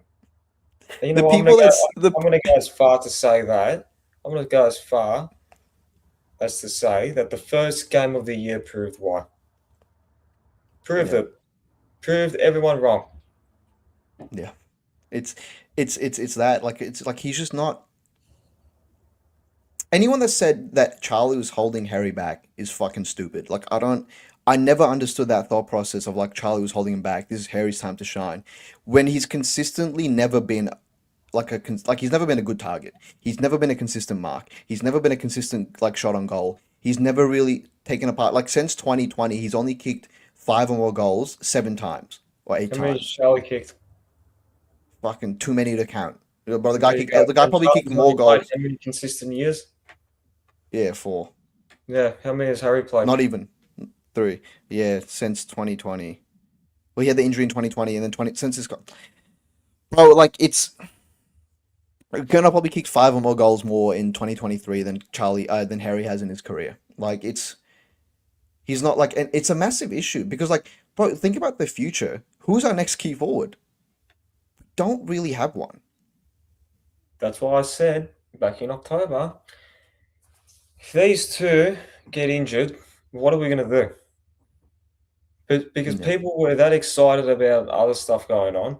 And I said, okay, because Charlie's gone, who are we going to get Yeah. in if Kemp and Harry get injured? No one. Who? Yeah. No, No, oh, you're no. very right. If Harry or Kemp got injured tomorrow for half a year, if not both of them, who's playing? Keith Ford. O'Keefe. O'Keefe Like, as our full yeah, forward. yeah. Moya, Yep. whose attitude stinks at the moment. Like, Like it's very slim pickings. Like it was Rambo in the chat. Will Hayward was supposed to be the replacement. Will Hayward was never replacing Charlie Kerner, no, bro. he was He never was replacing Charlie. He was just there because we needed a player like him. But then again, like, we targeted players like Ainsworth and Hayward before Charlie left. yeah, So, like, I don't like I like these players were reasonably good for their other clubs. They come here and they do terribly well. Like even Florin, what's wrong with Florin? Florent is the turnover king. Have you looked at his turnover numbers? I wasn't aware of this. I was on the phone with Seba from the Jumper Punch, and he let me know about this. Like he's like, just go look at Florence's turnovers from the last couple games. Bro, against Richmond, he had like 20 touches with 9 turnovers. Against North, he had like 15 touches with 7 turnovers. I didn't know he turned over the ball that much. But the thing is with Florent, like I would say Florent is adjusting better to this team than Hayward is. And Florent isn't there to be like a game winner. You know what I mean? Like he's not Florent is there to do his job. Like Florent on the wing would be better for me. But again, like he left Sydney because he didn't want to play on the wing, no? Wasn't that the rhetoric? Like he was being played out of Yeah, position. but Yeah. then again, So I if he doesn't think want to Florin is doing well because the ball is always down there. Yeah. Yeah. Like the ball is just always down there. And again, like I think everything just goes back to coaching. That's all. It goes back to coaching, but when it comes to this mental fatigueness or whatever you want to call it, I think it starts with these leaders Yeah. because these leaders have been there for years and they've shown that they have a really weak mentality. And I think it ends when one or two of them go. Yeah. I completely agree. Speaking of leaders, can we talk about there's a stark contrast between like the Carlton leaders and the leaders we have in our YouTube channel community, right? I'm gonna bring on one of the biggest leaders I know, the greatest man I've ever met in my life, the only English man I've ever liked, Pommy and Oz. Look at him. Look at this lineup. The only English guy you've ever Oh no, liked. he's frozen. Jesus. There you go. Carlton got him. Probably the only English guy that I've ever met. Yeah, no, straight up. Jesus, what have my fellow countrymen done to deserve that I'm the best? Dear, dear. Oh dear, man. How are we? I'm doing great now that you're here, Pommy. How you going? Thank you for jumping on. Yeah, I was thinking about going for a bath, but I thought, you know what, let's go into depression one more time. It's probably. What are your thoughts on how we fix this team, or if we can fix it, or? Well, I mean, look, I think everyone knows the problems, don't they? And you've only got to watch football. Like, you've only got to watch it now. Like, I've got the Essendon game on. Like, Yeah. what's scary is Essendon are really bad, but you can see they're trying to do the right thing. They've got pretty decent ball users as well. Like you can see, it's just like Brad Scott is clueless, and some of them players should be working at Ozpost. Do you know what I mean? Like some of them players, I'm pretty sure served me at Bunnings last year. Would you agree that Essendon have a better younger talent than us, though? Who's closer to a flag? Us, by a long way. Yeah. Okay. But like they're young. To me, like okay, we've got Jagger, we've got Dean, we got like Lord, and then we have some of the other younger players that aren't really proving it, like Lord and like Moya. They have Caddy, they've got Kako, they've got like Archie Roberts, they've got like some of these players that have already. Their list is caught between a rock and a hard place. Like that, they need to like just watching this game. The fact that like Parrish is still the outlet is mental to me. Like, yeah, and Andrew McGrath playing that role, it's holding them back. It's good to see Archie Roberts though this game be front of the Wolves against the best midfield in the competition. I'm enjoying seeing that because he's going to learn from that. Like, I'm of a different school. Nowadays, young players are a lot more emotionally mature. So, like, when old people, I'm old, I'm 40, everyone says, oh, young people, they're soft. They're more in tune with their feelings than they were when I was their age. But they are EQ-wise, emotional intelligence, miles ahead. Like, miles ahead. Like my son, who's 11, the things he thinks about, I didn't think about at 11. Like, I was wondering which glue gun tastes the best at school at 11. You know what I mean? Like, I was like, why does Pritt stick taste like marzipan? When I was his age, and like David's like wanting to know like a lot more about like why does this happen and why does that happen in society, and like I was just like, why does it hurt when I throw a rock at my brother's head? So yeah. So mate, I mean, to answer your question, I wanted to play a game with Chat and you. All right. A list building game. Do you want to play a list building game? Just wait 1 second. What, can you hear me? You can hear me. I can't hear you. So talk amongst yourself for a second. I'll be back in a second. Oh look, he's leaving us to host. Just give me this is great hosting by me, by the way. This Aiden. No wonder we're going down the shitter. He's called only Carlton. Fuck. And he's making us do the work. Do we get paid for it? I don't think so. Yeah, I'm not getting the ad revenue for this, baby. Like, we could get him cancelled now. We could get him cancelled. Like he's left us the power. But no, I wanted to play a game. Only Carlton comes back and chat. I had this game. So my father-in-law, my grandfather, I played it with my father-in-law the other day. But my grandfather used to be a scout in the Division 1 back in the 70s, 80s, and he used to play this game that if you want to be the best, compare yourself to the best. So I thought we could play a game. How many of the Carlton players get in the Brisbane team? How many of the Carlton players get in the Dogs team? How many Carlton players get in the St Kilda team? How many Carlton players get in the Essendon team? So then we've got a real good catchment of the best, the up-and-comers, the pretenders, St Kilda, and then Essendon, who are rebuilding. And then try and find if we can fabricate our team to be like the Dog is, because I actually think you'll surprise yourself. We do have talent on our list, but we put all of our eggs in the wrong basket. I think Matt Carroll, Jagger, Cripps, and Wiedering get into those sides. Really? Because you see, with the Brisbane, I think only Jagger, and that's just because he's developing, Yeah. and Wiedering gets in the Brisbane team. I think only them two. And I would question if Jagger would play every game. I think he would be a bit like Dan Hannibal in and out of that team as he learns, because I don't think they'd throw him in. Yeah. See, I agree with you, Peter. I don't know as well if Fagan would want Wiedering and Andrews. Yeah. Because aren't they like a similar player? Yeah, they are. I just think Fagan might not. I've got him in there just because I don't want us to put 0, and I'd probably hang myself. so, Peter, you're probably harsher than me, but I don't mind it. But yeah, I mean, when I look at the doggies, I think Wiedering does get in that team. Yeah, definitely. Jagger, I think, does, because Beveridge likes a 17-year-old. 18-year-old, he likes a young guy being given some minutes.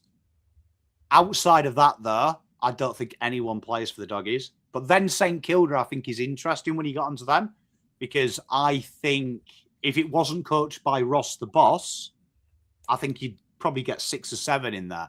I think that it'd probably be like almost 6 to 12, maybe, versus them. And then I think with Essendon, it would be everyone but 4 players. So out of the players that you just said about that who would get into the St Kilda team, who would get into that team? Because you said 6 players. Wiedering, because Wiedering gets in. I think 100% Ollie Hollands would, because I think he's exactly what they want on the wing. That their second wingman, they need a defensive wingman, and they rotate all sorts over there. So I think that would surprise you. I think Ross would love Ollie because he runs all day and that's all he wants. I think Ainsworth would, because I think they're a small forward short. I think Harry would as well, even in the form he's in. Yeah. They're desperate for that. I think I think he would probably take Mitch McGovern as well, because they love a third forward. So I think he would play there. Not Kemp. I think Matt Carroll would play. Not Kemp. No, I think if he had an option between Kemp and McGovern, he'd choose McGovern now. But I think Kemp he'd choose long term. But I think he'd probably be worried. Yeah. Are you back? Yeah, I'm back. Thank you very much. Fuck me. Yeah. All right. So my AirPods died and then I couldn't hear you. But anyways, what's going on, Pommy? What are we talking about? I'm good. We're going to try and build a team. Can you do me a favor? Can you bring up? Let's go with the most exciting team in the league at the minute, and I think we all agree that that's the Dogs. I think they're the most improved. 11th to probably top 4. Can you bring them up? Yep. Just a lineup. Yeah, bring the lineup. Bring the lineup from last week, because Ed Richards is dead this week. Yep. I'll do that now. Whatever. Because we need Ed Richards there. Yep. But if you look at Melbourne, they are copying the makeup of other teams. So I was saying it in the comments. I don't know if you saw. Tom Sparrow, Colston Tholstrop, Keziah Pickett, they all were very limited minutes in the midfield last year. And Goodwin was quite open that they had a game plan for 2 years and he kept reverting back. And then he kept his job last year and he promised he would stick to it. And they eventually sacked him. And when he was sacked, there was an interesting blurb where it was like, we feel like we need a coach that mirrors the values of the line coaching staff. And if you look at the line coaching staff, they haven't really changed much. So he kept moving away from it. So if you actually, Stephen King's plan isn't a new plan. It's an old Melbourne plan that's just been committed to. And if you actually look at it, it's kind of almost like Audi Dogs. If you look at their team, it's like they've gone to Temu for the Dogs players. They've like copied the little things. Like Jack Steele plays like their Bond when he's on the ball, wins the ball, shepherds, and then fucks off as an extra target in the final third. So you actually look at it, it's quite interesting. I reckon you'll be surprised, because I did this exercise earlier today. I reckon you could build a 23 that could play the Melbourne way with the players we've got, and it will actually surprise you. There you go. And Beautiful. everyone, Atouche, you've got to ban them forever if they say, "I wish we had Buku," because Oh my god! You know what? You know what I honestly think. I don't think Karmas would be playing in the back line. I think he would have played in the forward line. mate, he's Mitch McGovern, 100%. 100%, mate, 100%. And Mitch McGovern right now would be at the Dogs playing forward, and we'd be like, "Why didn't we think of that? We got Buku." I've seen this script. I've seen this script. I'm not stupid. Yep. Okay, so let's start right with the back line. Lockie Jacques. What's he good at? He's good at running two ways. He runs all day. Bit of a tackle merchant. Who do you think we could put in there? I don't know. Tackle merchant. Runs all. So someone defensive, good energy, works hard. Think of our back line. I'm thinking of a back line, and I heard two-way, like fast runner, and I can't think of anyone. But we can put. Can we put Nick Newman there? No, don't mind it. Don't mind it. Look, I think Newman's the perfect man there. You know, back pocket, old man, bit of reliability. Stay there all day. So Buku's easy. Jacob Wheater in, free him up. Yeah. Jacob Wheater in, free him up. Like, let him that. So Rory Lobb. Now we just need a big freakazoid who just sticks to his man. You watch Rory Lobb. I'm not shocked they're good because James O'Donnell and Rory Lobb, they're two tolls who work with Buku. All their job is just stick with your man. Don't do anything. Don't kick. Don't handball. Just fucking win the ball. Bring it to ground if you've got. We'll win it. So we just need a big fucker. Who's the big fucker? Chat, Aiden, Atouche. Lewis Young. Going Lewis Young? I don't mind it. I don't hate it because tell you what, he's not allowed to kick. I was gonna say Dean. Yeah, look, I would say Dean because then they can interchange with Buku. Well done, Pete.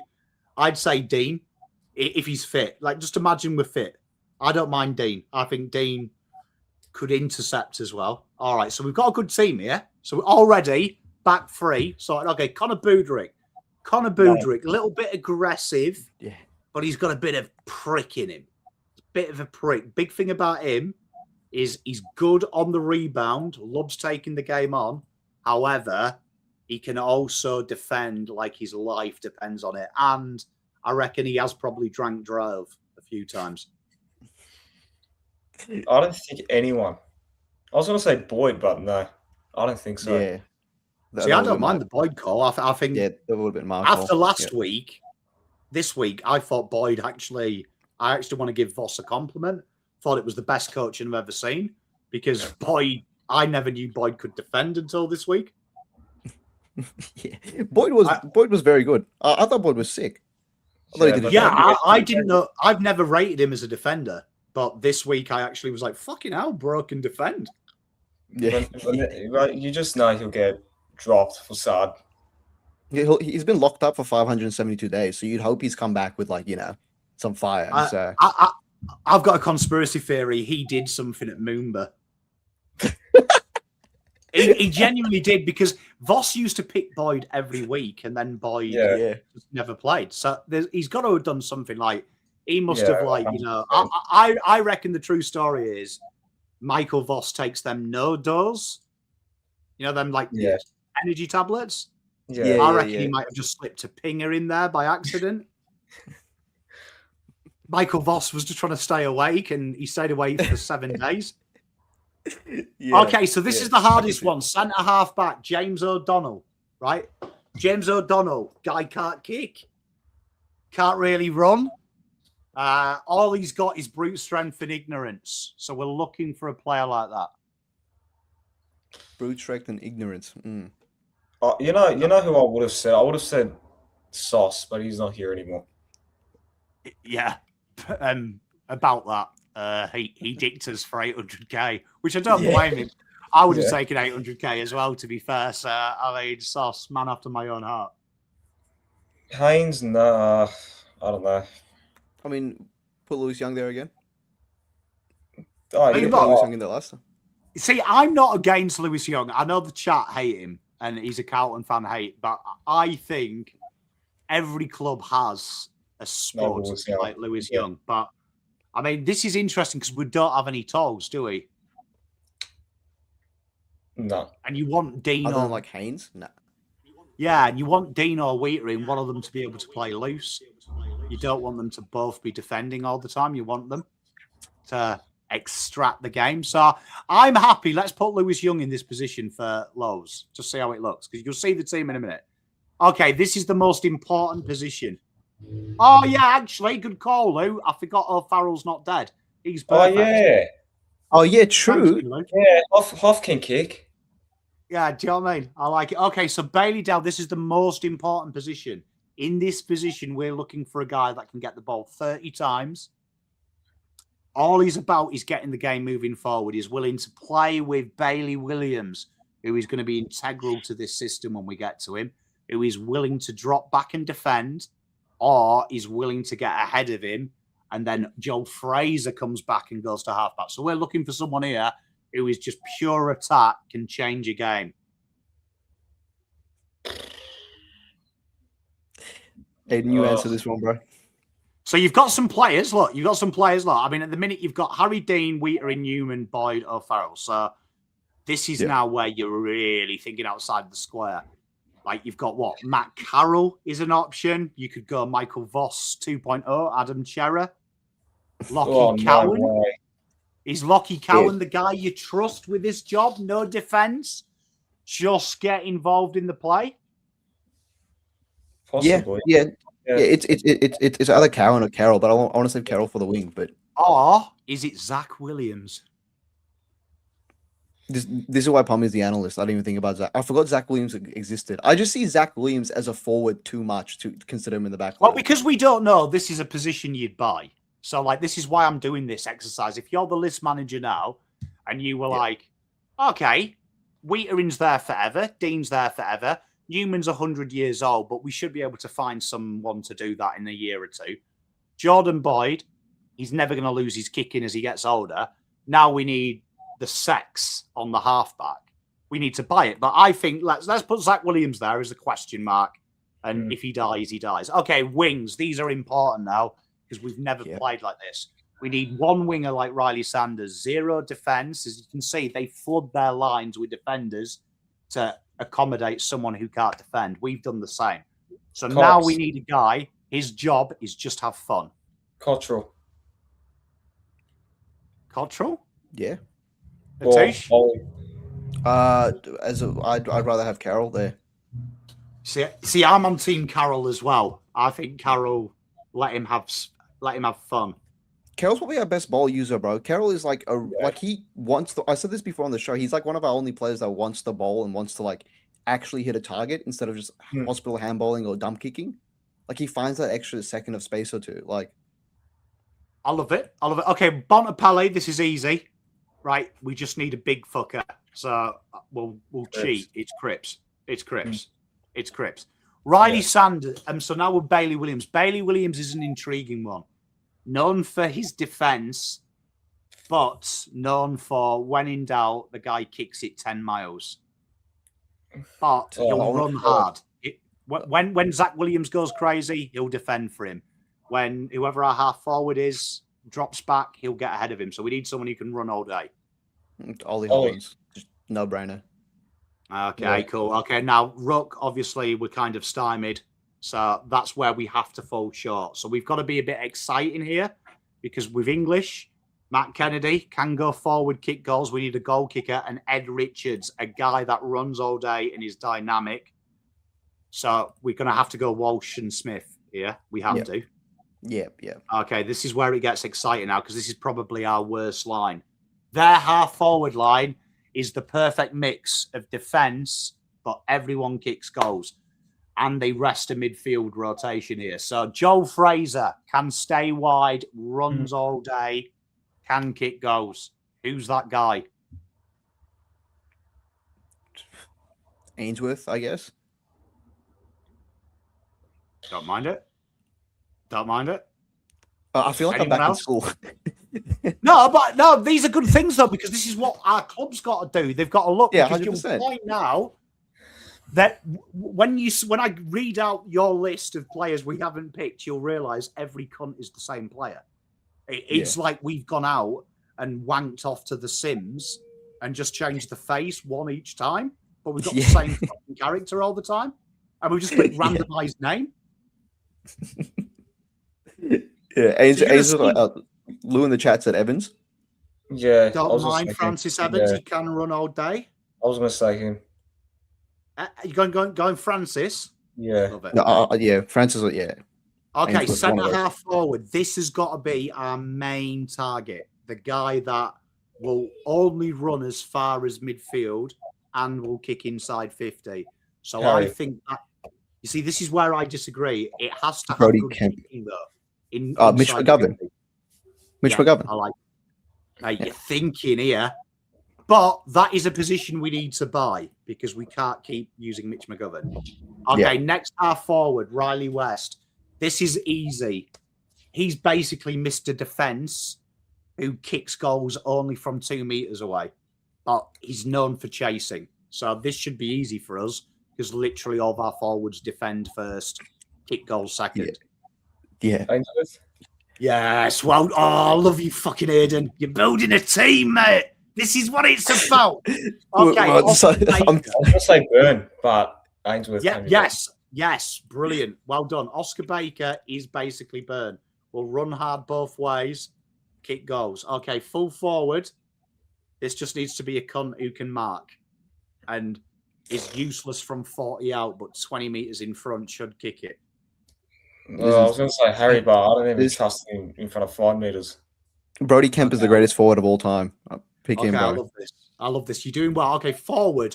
This guy here has to be able to go into the midfield, change it up. So they've got Liberatore, but they also have a ruckman that works around the ground. We don't.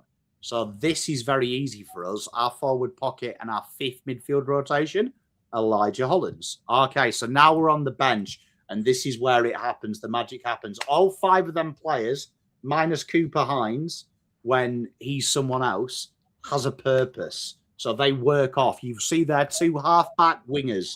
Selwood and Bramble can play anywhere across the midfield and anywhere across the back line. Davidson, wing half forward.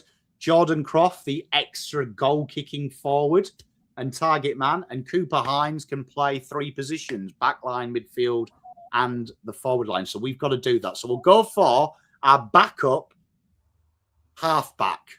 So these are the players we've got left. Akers, both Camparellis, Chera, Charleston. Oh, you know what? We can actually do this together. I've just realised we're on StreamYard. We're not on MySys software. Here, look, I'm going to request so you can see it. All right. I had the team on my phone, the North Melbourne team. That's what I was based it off. Hey, look, I forgot we could do this. And put this up here with this. Yeah. Okay, so this now needs to be someone that's probably taller than the average bear, has a good kick on him, can defend, can work high up the ground. What are the names we have left? Okay, there we go. Yeah, I see. I see Jesse Mollop. I can't say him. I guess Will Hayward. Down the back. Have you turned into Voss? Maybe. Frank. I Michael, take the Yatouche mask off. Can you repeat the requirements real quick? Who are we looking for? Okay, so we need someone that can play at that half-back line, potentially play on the wing, give us an extra rotation so we can move Matt Carroll to half-back, Ollie Hollins to half-forward if we need to. Florent or Billy Wilson. You're going Florent, Billy Wilson. Yeah, Florent. Don't mind it. Who would you rather have? Florent, probably. Florent. Okay. So the next one, this guy needs to be a little bit of a taller backman, but also have a little bit of pace. So, Cowan, Haynes. Yeah, Cowan. Yeah. Go Cowan. Okay. So this one is the rabbit in the hole. This guy has to be able to play on the wide, kick the ball inside 50, be a point of difference, potentially get us goals as well, because we've got our forwards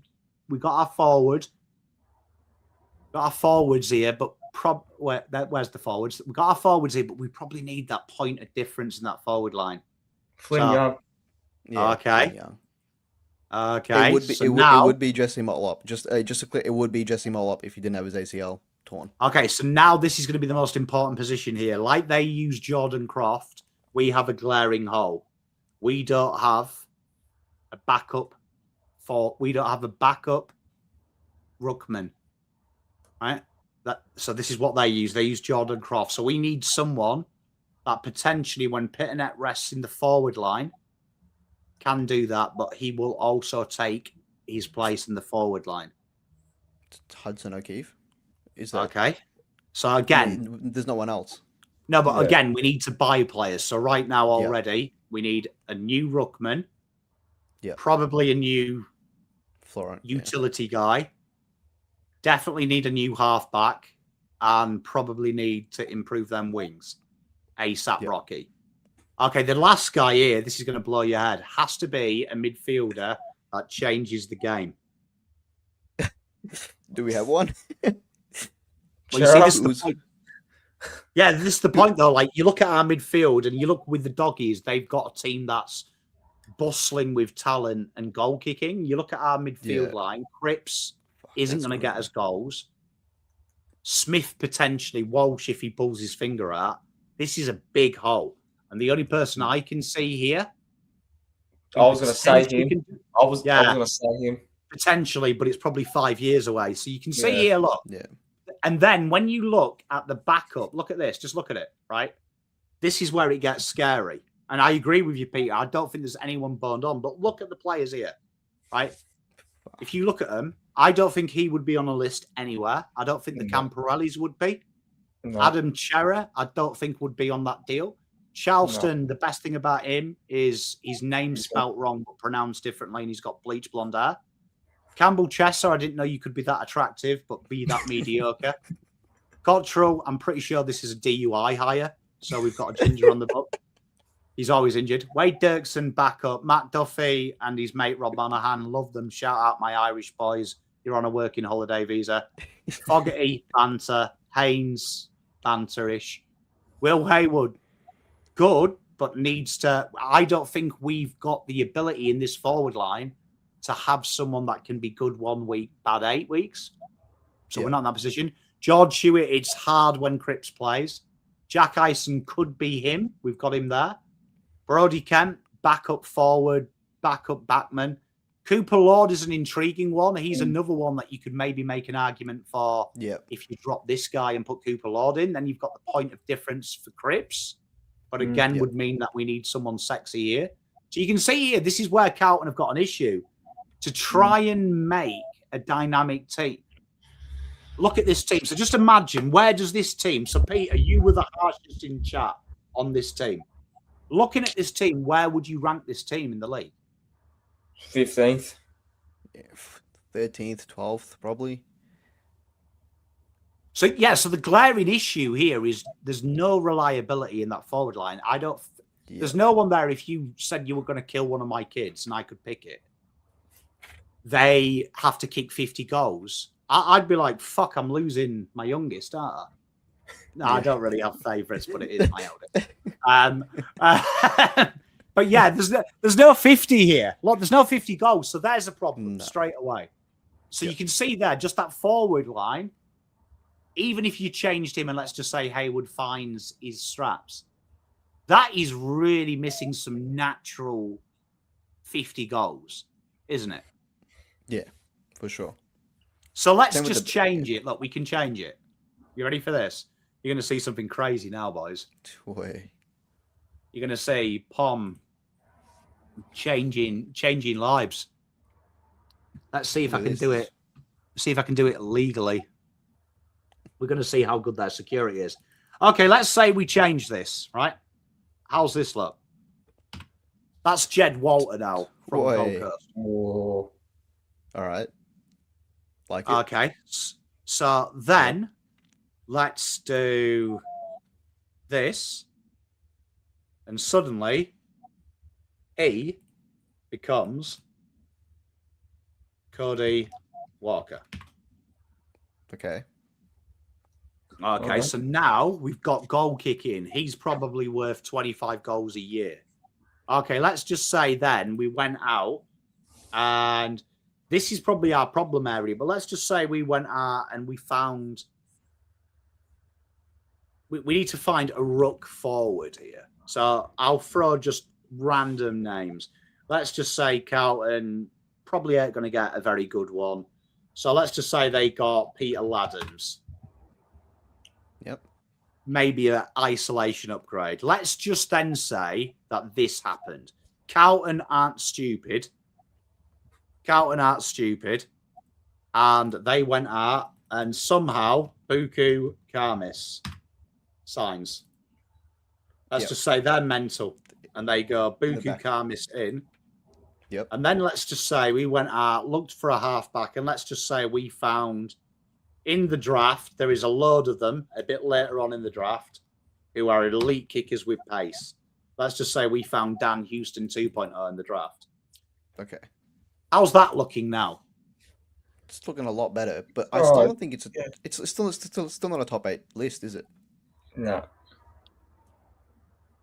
Yeah, it's tough, isn't it? Like it's tough because you've seen here that we bought a lot of players that this works if Patrick Cripps is 27.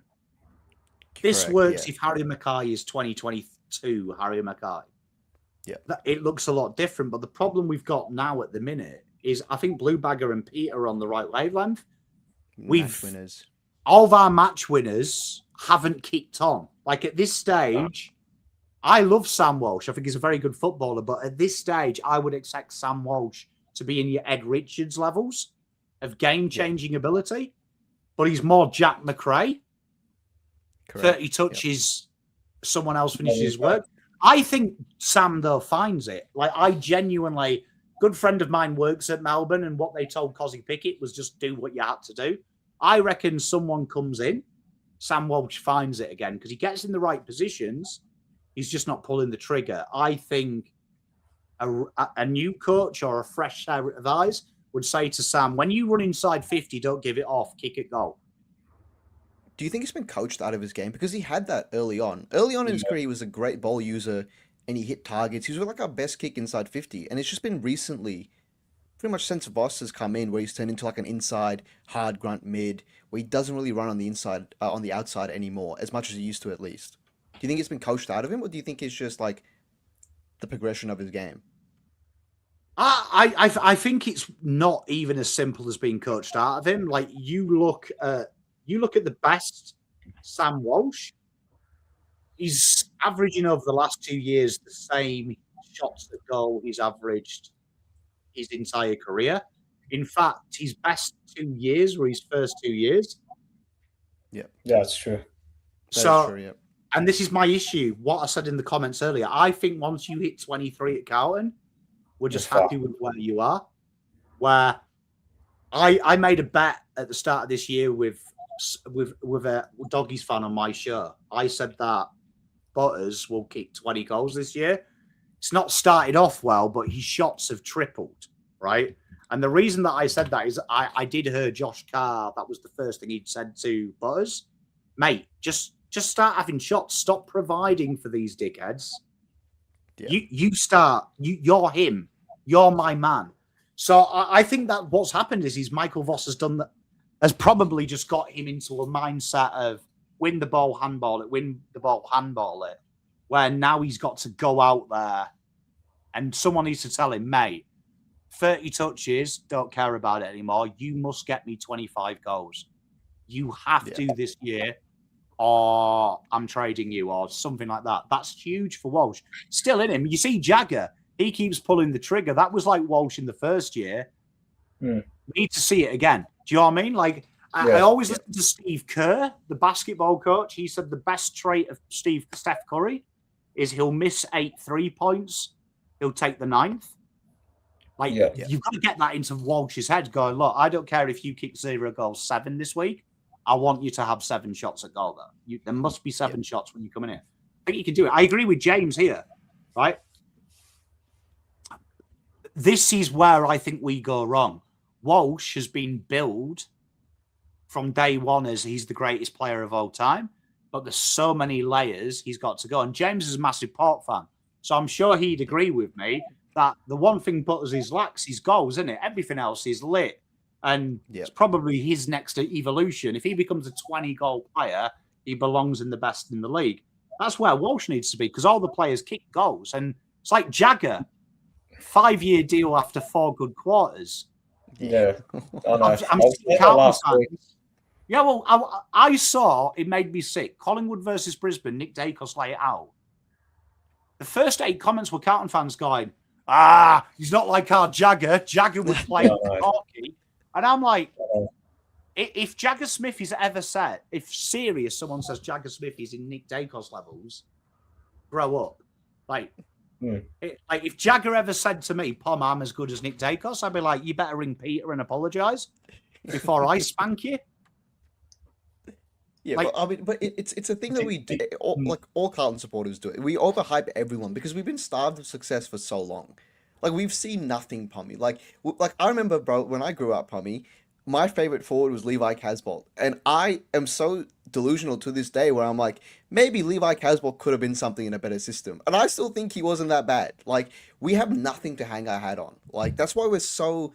Like, bro, I know Carlton supporters that still think Cripps is better than Bontempelli. Oh, my God. Like, they still think that is like, okay, maybe in his prime, but people still think now that Cripps is better than Marcus Bontempelli. Like, it's not a debate anymore. And I feel like the quickest... No, they're being deadly serious. But I said before, what Cripps wishes to be is Bontempelli. I think if Cripps evolved his game a couple of years ago and added goal kicking, that's everything Bontempelli is. But I think he's just too one-dimensional. He used to kick goals in 2022. I don't know what's happened then. Yeah, but we played vibes back then. Yeah, we played on vibes back then. You see, I think, like, if I was Patrick's coach, I think I've got my dick kissed with him, because all you need is Cripps is the best at extracting the ball in the league. Even now he's lost his pace, which he never really had anything. So... Yeah. I think this gives Carlton a massive opportunity when no one cares about contest, is just workhorse him and say, right, Ainsworth, Byrne, Elijah, Walsh, Jagger, this guy's going to protect you. Cripps, no one can get through Cripps. So all you've got to do, Patrick, see ball, get it, and these boys will run. All you've got to do is find a handball. I reckon that is the secret to unlocking Cripps. I feel for Cripps because I think Carlton fans are still lost in 2017 when he was the only good thing about the football club, and expecting now the players are a little bit better around him because he had Aaron Mullet and clowns like that, that you're expecting that Cripps is at the age of his career now where he should just be spoon feeding. And you look at like James, like he's a Port fan. Ollie Wines is out of that team because their extractors are just young versions of him. We don't have a young Cripps. We probably have Cooper Lord, who's going to be a young Cripps potentially. But for me, that's where a good coach would sit Cripps down. I agree with Bluebagger. I think part of it is Cripps doesn't trust him. But I also think part of it is Michael Voss hasn't sat him down and said, because I think he's got a bit of ego with Cripps. He feels he's Michael Voss 2.0, so he's living his life through Cripps. How do you compliment him? How do you compliment Cripps? Do you put 2 quick players next to him? Because I don't think playing him and Hugh in the same team helps. Not just with him, but with the whole team in general. Well, you know when the fans say you can't drop Hewitt, and their reason is won the BNF last year. My response to that is Riley O'Brien for 5 years has won the player's player and the coach's player. Didn't take them long to fucking drop in. They dropped him pre-season round 1. Your medals internally mean nothing when the game's changed. I watched this week, there was 2 centre bounces. You saw Patrick Cripps with Lidge, Jagger and Walsh, and Cripps handball to Jagger both times, and we got out both times. I want to see that 80% of the game because I know Cripps is cooked if you listen to the media. I think Yeah. he's cooked if you play him as 2017 Cripps. I think if you evolve him into Patrick Cripps, the leader and the extractor, that's exciting. And then you rest him forward, but you've got to rest him forward, and he's training with the forwards for the rest of the. I don't know why Cripps doesn't train with our forward group, because that would improve his kicking and getting him his confidence. He doesn't need to practice anymore winning the ball because he knows he's a big fucker. He's going to win the ball. Now, you can't teach what Cripps does. God gave him that when he made him. Every time he has a stake, he turns into Bruce Lee. So it's quite easy. Cripps, win ball, spoon feed it to Jags, spoon feed it to Lidge, spoon feed it to this. Taylor Byrne. I would love to have done that. I wouldn't mind him. I wouldn't mind seeing him in the midfield or Ainsworth. As a POD, I mean, like, what always upsets me is that you always get a player at every other club who does 3% centre bounce attendances. It's just basically like a shot at the dark. I wouldn't mind seeing it. I said it when we played Melbourne. The only person who could keep up with Pickett and he tackled him once was Taylor Byrne. I would have thrown him on the ball the last 10 minutes and gone, look, you're either going to do two things. You're going to get destroyed, but you'll learn, or you'll win, and you'll learn. Yeah. There's only two options. Doesn't that come down to coaching, though? So do you reckon... Well, who did he put on Pickett? George Hewitt. Fastest midfielder in the league. It's not real, Natoosh. It's not real. They're all reptiles. They're lizards. They're fucking lizards. You know when Gary Ablett Sr. said it's the global elites? I agree. Global elites are running the football club. Michael wants an island somewhere. Do you reckon with a new coach, we would be better than what we are now and what we've been over the last 2 years? Like, how do you actually improve this team? Like, how do we become a finals top 4 team again? We just did it before with that exercise. I think it was great by Pommy, by the way. But we brought in those players and we would have spent in a lot of cash, like Jed Walter, like finding like Peter Laddams and finding a Dan Houston 2.0. Like, it's not gonna happen straight away. But the list we have is bad. But also the coaching directive and the coaching of it doesn't help. Like, I don't think bro, we're not gonna be a top 8 list for a long while. Not for at least not for 2-3 years. That's pushing it. If it's done right, 2 years max. 2 years. Do you trust us to do it right? Yeah, I do. I'll give Chris Davis one thing. I know he will die trying. Yeah, he will die trying. I think we've been kissed on the dick. We made a mistake last year, in my opinion, getting Chesser and getting Haywood. I wouldn't have asked for Haywood in that trade. Who would you have gone for? Yeah, I would have asked for more picks. I would have asked for more picks in the future, knowing that the draft is littered that year last and this year with players we don't have. I think we're very lucky. We've got players that will be good role players at best that we've probably paid as superstars. That's going to have to change. I think, you look at the team we built, I'd say you put 6 players around them. I think we're 6 to 8 players off competing. I think you can draft them quite quickly, which will do it. But I do think a new coach you get a new coach bounce for a reason. People underestimate coaching. There's always a little tale I tell people. It's from Brian Clough. But Brian Clough used to say the most important people in the world are coaches. Don't let anyone say they're not, because in single sport, all the best players have a coach. So if coaches weren't important, why are great solo players have teams of coaches? Like, if Federer had 4 coaches, do you know what I mean, in his internal team, and he's the best. Djokovic changes his coaches every 6 months. It's very important. It's very important to have a coach. So I think what will happen is when Josh Fraser takes over, all he'll say to the boys, and this is why you get a new coach bounce. Right, boys, back to basics. Right, Matt Carroll, left wing, you're good at that. Ollie Hollands, right wing, overlap, you're good at that. Tell you what, boys, let's just have a bit of fun, eh? It doesn't really matter. Win, lose, or draw. I'm fucking off at the end of the year. And all the players change their mindset because they're like, what's going to happen now is the assistant coaches are going to write reports on how I respond. The new coach is working at another club, watching this club, going, which of these players am I going to trust? So that's where that new coach is not miracles. It's like when you're at work. It's like when you have a temporary teacher. Everyone's depressed. Temporary teacher comes in, everyone's like, hey, woohoo! Fucking love physics. Like, that's why, because it's new and fun, and the stagnant goes.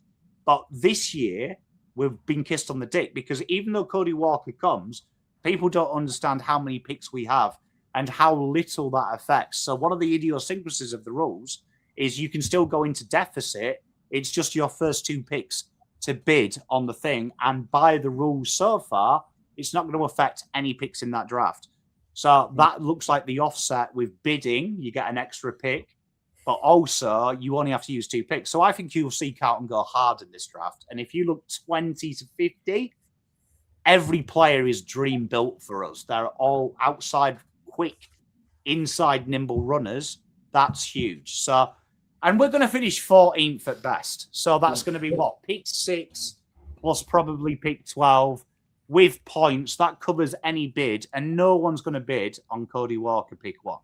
It's not going to happen. If they do, it'll be Dougie Cochran. And looking at the AFL rules, I reckon you're limited to 1 bid per bid. So everyone's going to bid Dougie Cochran. Even though he's injured, he'll be 1 or 2, but no one will go 1 because it's still the prestige of the draft. So pick 2 will be a problem, but we can still match that. So we'll have pick 20, pick 8, 27, some other picks. We can still do it. What do you make of the narrative that Nick Austin hasn't been that great? Do you like what he's done so far, or do you think we probably need to change our list manager? Look, I judge people on their resume. So he was huge in building he was huge, absolutely huge on building the Richmond list. So he was actually named by Dimmer. So people never talk about this.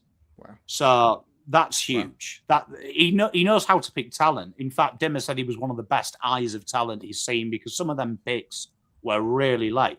So I think people his eyes? Have you seen his blue eyes? No wonder. Yeah, but I also think that you've also got to look at another issue that Nick Austin has.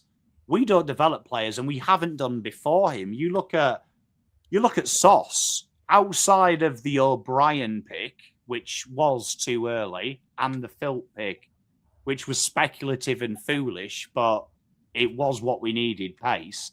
Probably a bad pick, though. You'd trade that down. And the Stocker deal, you look at the players he actually picked, though, that they were in the right areas. We just didn't develop them. You look at Paddy Dow, and it's kind of sad what we did to him, because it started off well, but then we played him on the ball. You look at SPS. We put him straight on the ball after he flourished a little bit at halfback. He was never the same. So we've never developed talent. But the reason we don't develop talent is, one, look at our fan base. We're all guilty of it. Oh, he was picked 10, bring him in. Please play Harry Dean round 1. Please play Jagger round 1. Where you look at the other clubs, they're hidden away in VFL for a long time, or they play 4 games, go back to the VFL. Look at Ollie Hollins. I can't believe he played round 1 when we drafted him. I still can't believe he's played 92% of games available for him. That wouldn't happen anywhere else. I'm scared of Moya. I think Moya, if he doesn't get developed right, I think he'll probably... Because the talent's there with him, but I don't know if it's just an attitude problem or if it's just the way that they handle him. Because I'm worried. Well, I mean, look, I love Ashton, who was one of my favourites in the draft. He's always had an ego. Think about Ashton coming to Carlton. He's always got in the Carlton team because the player above him shit. He played this weekend knowing Kemp was going to go 0 goals, 2 get dropped, and all I have to do is not do an ACO when I play against Adelaide. Unfortunately for him, Brodie Kemp had his best game of the year. But in reality, what Ashton was saying to me was, just got to stay fit, man. Just got to stay fit, baby. I'm in this team. Jack Ison's playing for senior spots. But that comes down to what we've always done. Every time you watch VFL, the same players perform, the same players don't. And invariably, the players that perform, you don't want anywhere near the AFL list. And the players that you do want to perform because they could be good players, plod because they'll get in. And that's been that way at Carlton Football Club since I arrived in the country, 15 years ago. So I know old people forget this, but I'm telling you, 15 years, I've never seen out of the reserves be a good development culture. It's always been, you either play because you're a top 5 pick or we have to drop these players because they're so bad and you're the only fit person left. Yeah. And that's not. And then look at the contracts we give. How quick no offense to Jagger. I'm not saying he's a bad player. I don't He'll be understand that. world class, but he got a 5-year deal for, if we're honest, 3/4 of good football. Yeah. Yeah. Now, I said to Tush last week that I don't think Collingwood gave Nick Dacos a 3-year deal in his second year after 3 games.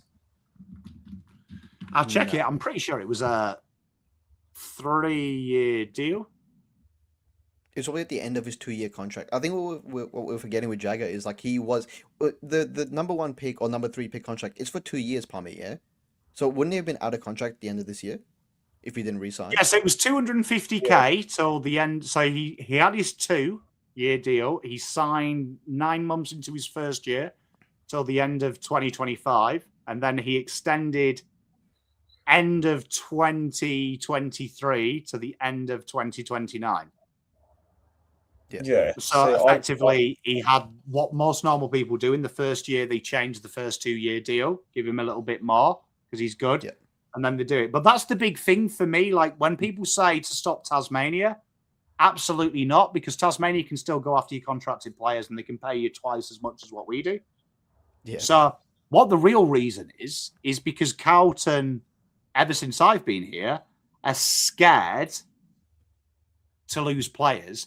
So they think the way to keep them is through security and money, where a good way to work is like, look at Mackay's contract re-signing. Most teams risk losing their players in free agency for a reason, because usually you would have said to Harry in 2021, 3-year deal. Tell you what, mate, you might get 1.8 million at the end of that, but we're going to be a top 4 side. So you'll have an option, go to North Melbourne for 2 million a year, or stay with us for 1 million for another 4 years. They offset it that way. We're scared. I agree with Peter. Sam Walsh, to me, is incredibly worried that you'll lose him. Yeah. And ironically, what we did with TDK was genius. It just backfired because sometimes teams are going to pay 2 million. In an ideal world, yeah, but in an ideal world, we were good. So in an ideal world, last year, we were top 4. We'd backed 2023 up. We'd gone on again. And then TDK was faced with an opportunity.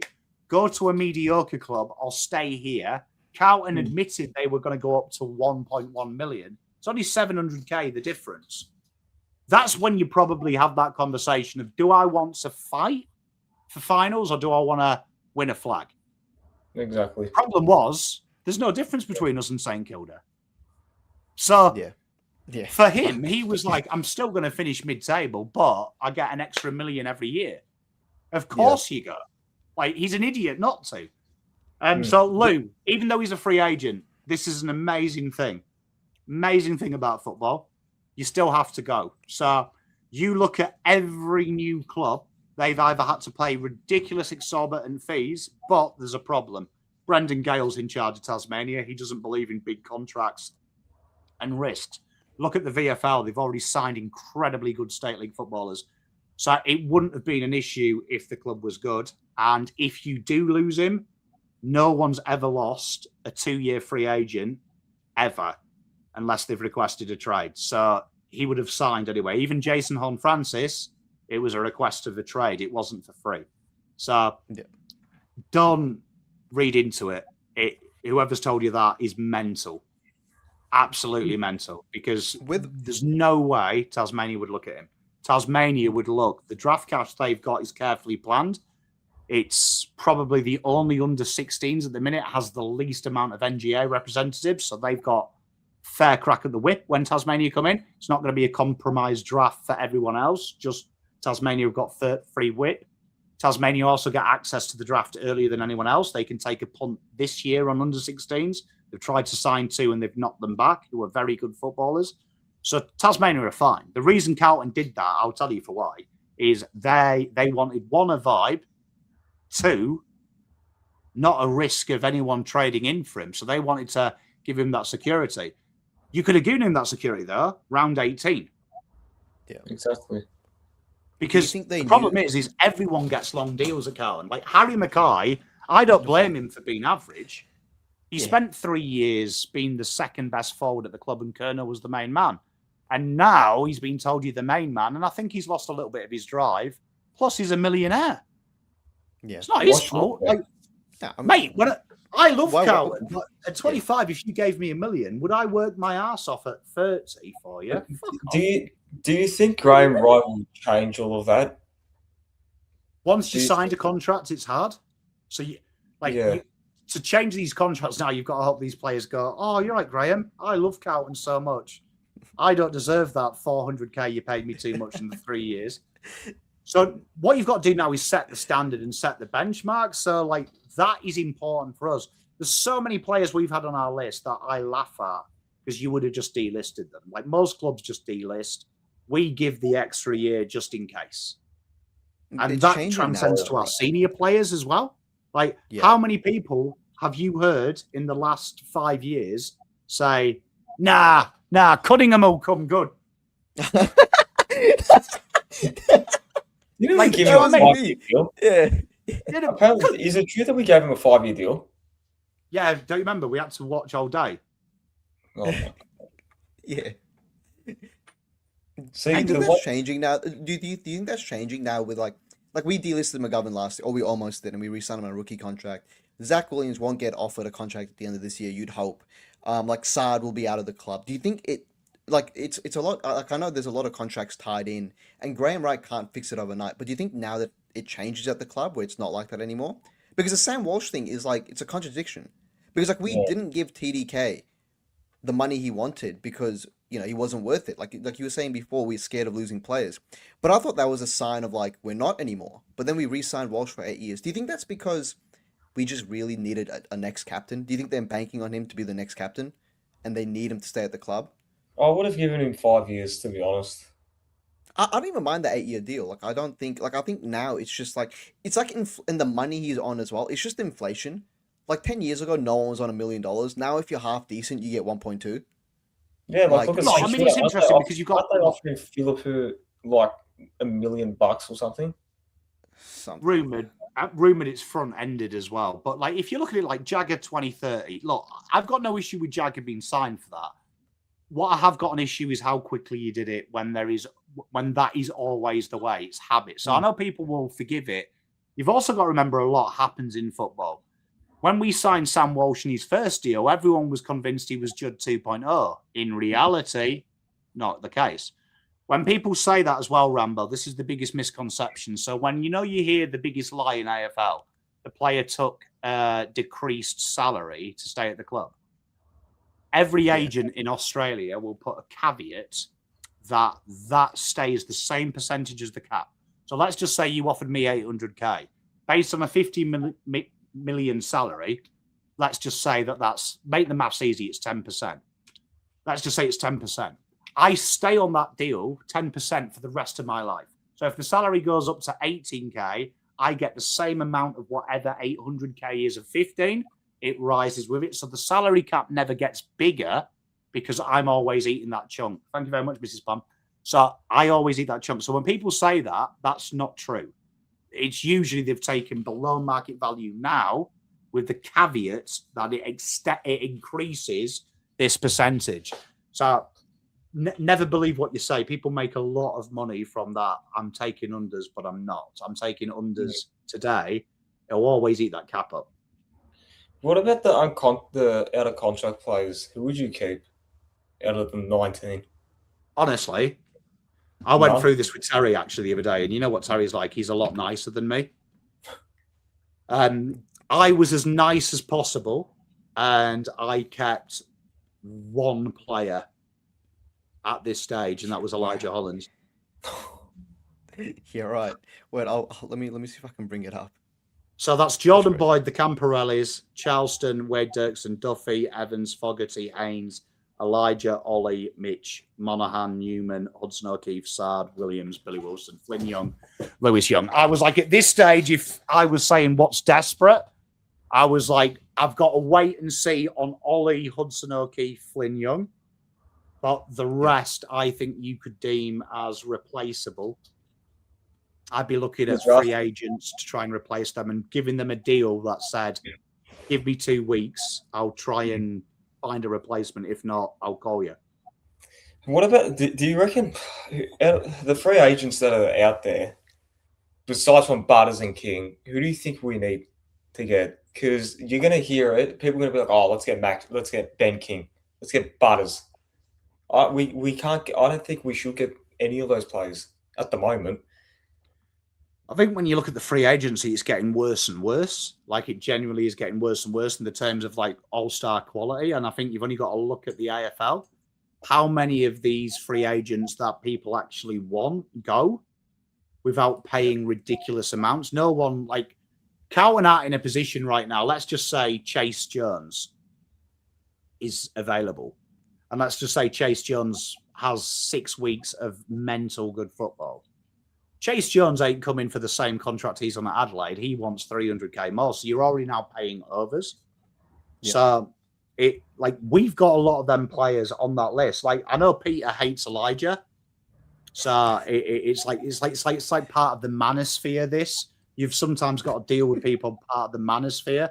You know, like it's not real anymore. There's a conspiracy, but unfortunately, life isn't a conspiracy. You're either good or you're shit.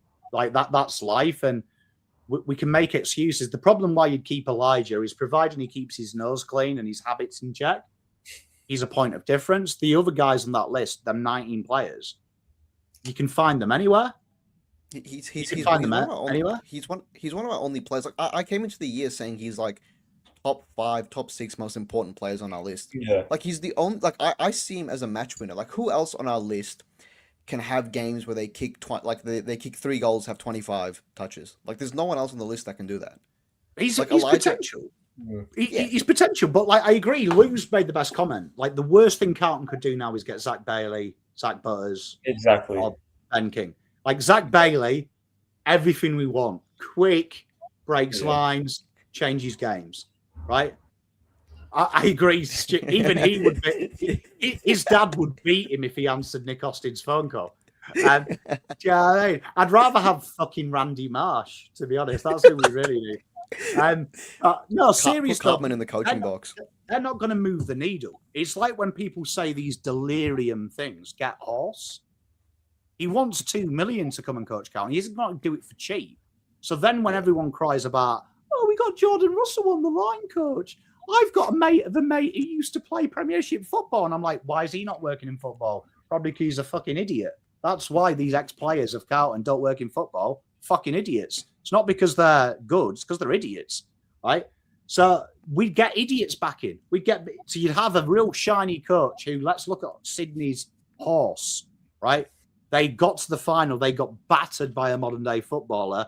Look at his last 2 years. They got battered in modern-day football by modern-day football teams. If Horse was still there now with Sydney wouldn't be doing what they're doing now because he's contest and pressure. Simpson is slow building from the back, which worked in the late noughties, obsolete now. So this is the same with Butters. Butters doesn't change anything, bro.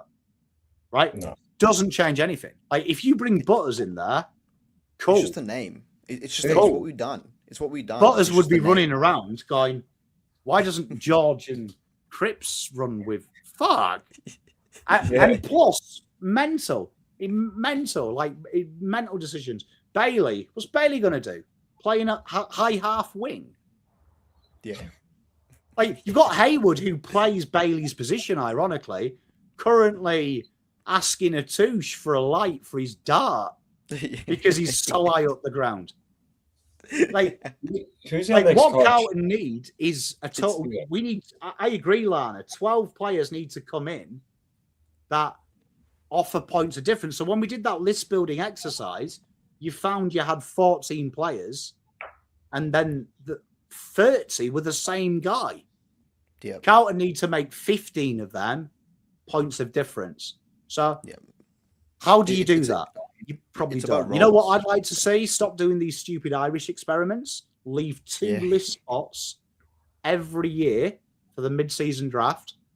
And VFL, you sign all the non-drafted 18-year-olds and the best under 25s from the state, and you do what Box Hill have done for the last 20 years. and that's they offer a contract. We offer 2 mid-season draft. The 2 best of you come on the list, and you use it as an expansion of your drafting, right? That is how you maybe get it quickly, but that's where Carlton have got to be now. Like, we've got to be honest. You find 8 players that you really need, and you build around it. And we've got 8 players. We need to complement their deficiencies. So the first one, pace, right? We need point of difference pace, and if they can kick the ball, that would be nice. They're not hard to find. They're 10 a penny in the draft.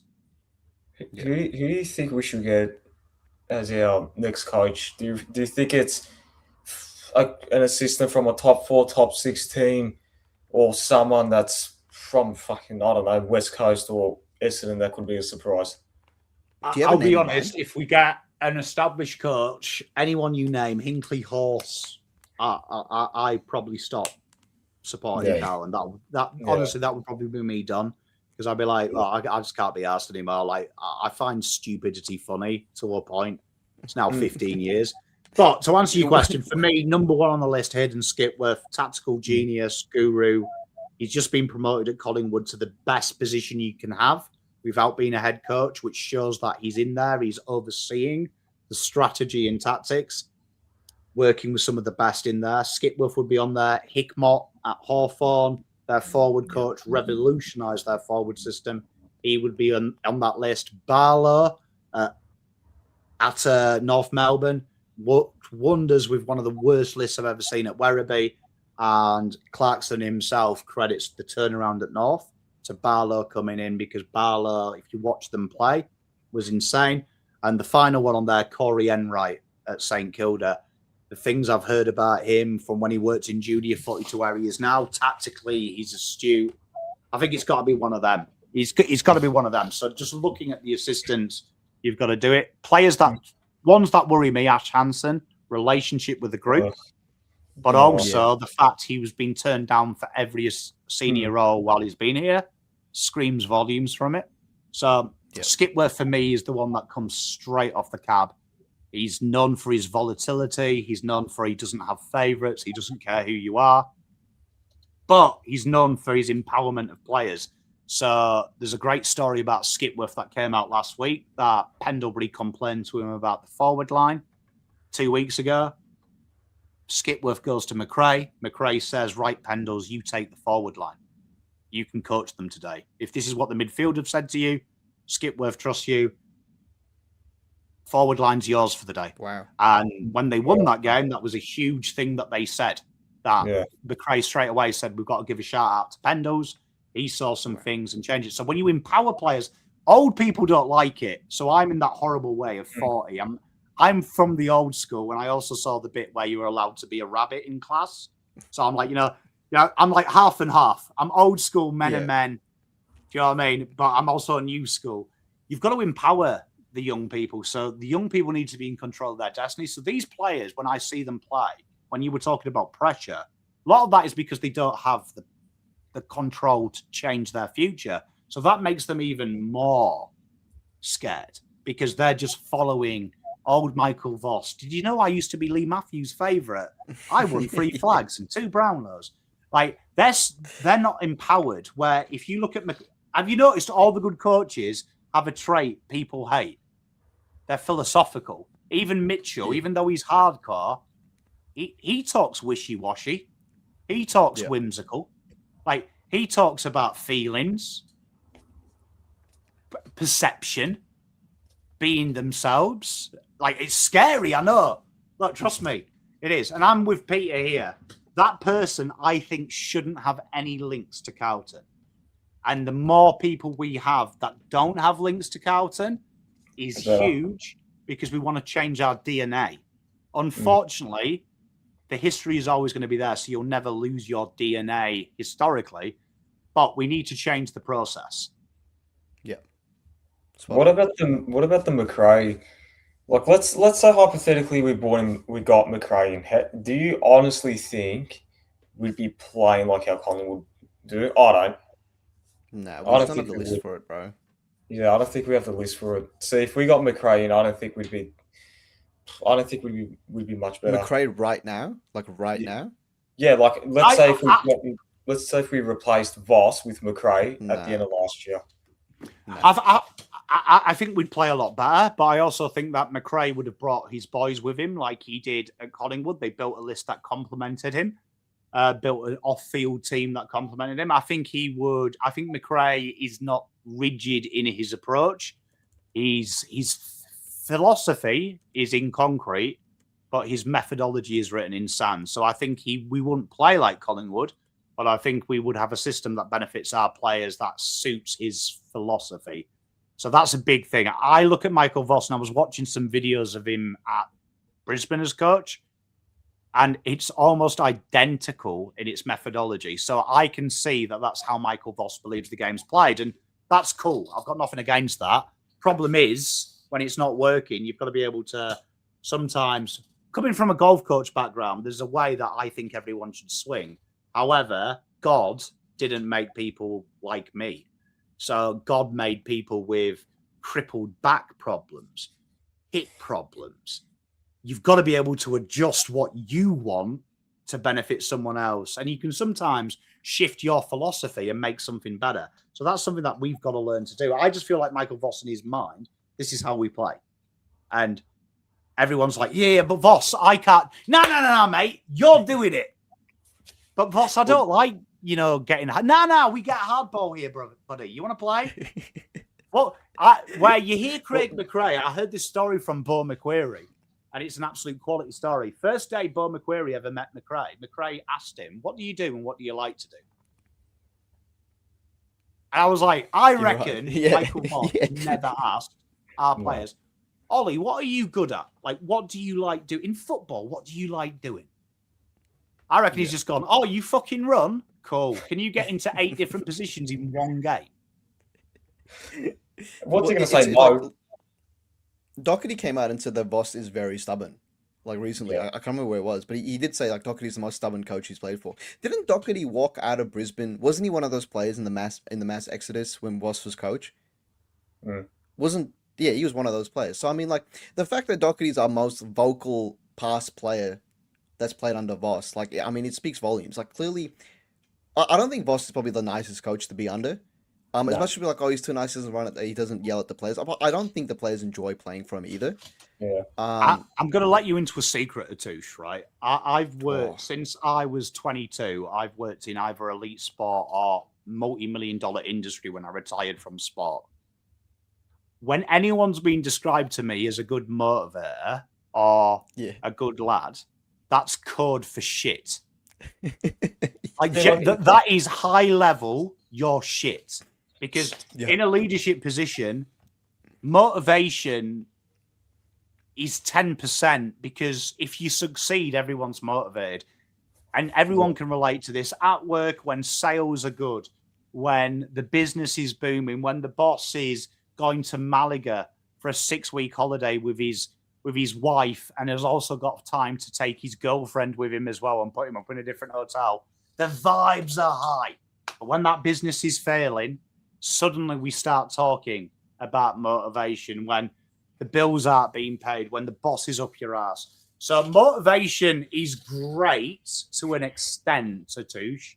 But if your deciding factor is, I can tell a good joke, you're probably stupid. Yeah. See, it ties into my question. What were your thoughts when we got in Voss? Because I think I can remember in that fluff piece statement it said he's a great leader among fucking Jesus Christ or something. So because that's exactly what I was going to ask. Yeah. So because you're saying that it was a red flag for, like, because like if you're a motivator, then that's code red for shit. So how did you feel once we got in Voss? Because the statement said that he's a great motivator, great leader, etc. One, I think the leadership was used purely down to the fact that everyone was saying that Carlton don't have any leadership at the club. So I think that was kind of a little bit of a fugazi to get everyone's willies hard. But genuinely, I think at the time, the big feedback was David Teague did something brilliant, but then horrible. And there's an old rule that I learned from my pop. My pop said that whenever you lead anyone, you've got 3 bollockings a year. And if you don't use them, you're weak. And if you use too many, you're weak. But you've got to use 3, and you've got to use 1 very early. You've got to blow the arse out of someone very early so everyone knows this cunt means business. The rest have got to be saved. But he used to say, if you are friendly to too many people, you can never go to the arsehole. If you're friendly, as soon as you go and I've seen it in golf, I've seen it in business, when someone starts off as your mate and then becomes a bastard, everyone associates it with pressure, you losing control. He's taking it out of me because he's under pressure. If you start that way, though, and you can still be relationship building, but if you start, I'm boss, you're not. It's me versus you. We work together until we don't.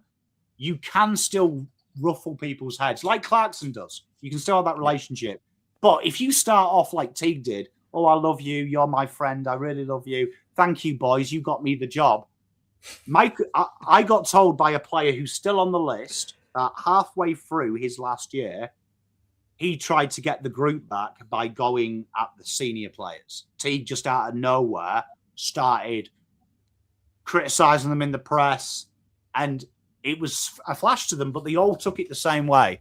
Oh, they're writing news articles by you. Suddenly I'm not your mate anymore. Suddenly you're taking it out on me to prove a point.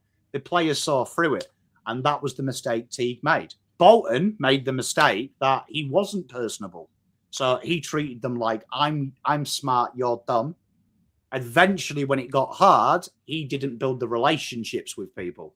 So I think Michael Voss is in, just hearing him speak, I think he's kind of the hybrid, but it's insincere. Have you heard it? Like, it doesn't, you mentioned it. A brilliant comment, Aidan. Do you remember a couple of years ago when he did actually break the veil? And he pretty much called everyone a cunt? Yes. That was the only time I saw the real Michael Voss. This Michael Voss I see now reminds me of, you know what? This is really graphic, but have you ever had a mate who's abused by his stepdad, like physically? Like his stepdad beats his old lady up. I remember, there's a good mate of mine. He came up to my house once with a black eye and he told me it was his stepdad, right? A guy called Steve. I didn't believe him because every time I went around to Steve's house, he was like, oh, you're right, Danny. You're right, Nathan. Oh, good to see you. Are you looking after Stevie? And we're like, yeah. He's, oh, have some orange juice, boys. Tell you what, here's a £5. Go and get yourself a football. We thought he was the tits, bro. That's who Voss reminds me of. This public persona, smiling. But you know he's an arsehole behind closed doors. You know it's just an act. And that's what worries me, because I don't believe it. I don't believe when I watched this presser this week, when he's talking about the kids. Yeah. That's not real. He's reflecting from the actual game. Yeah, that's not who he is. That's not who he is. But I think the players see that. Like, the players will see that. Like, people fabricate stories in their mind. What they say in the press conference isn't real. Kingsley and James, great comment. Kingsley's a dickhead in the press conferences. Yeah. Behind closed doors, he's hard. It might be watered down, but you still see Kingsley looks like he wants to chin anyone in that press conference, as he does the players. Michael Voss, I know for facts from the players, ain't the cuddly teddy bear you see in that he's not.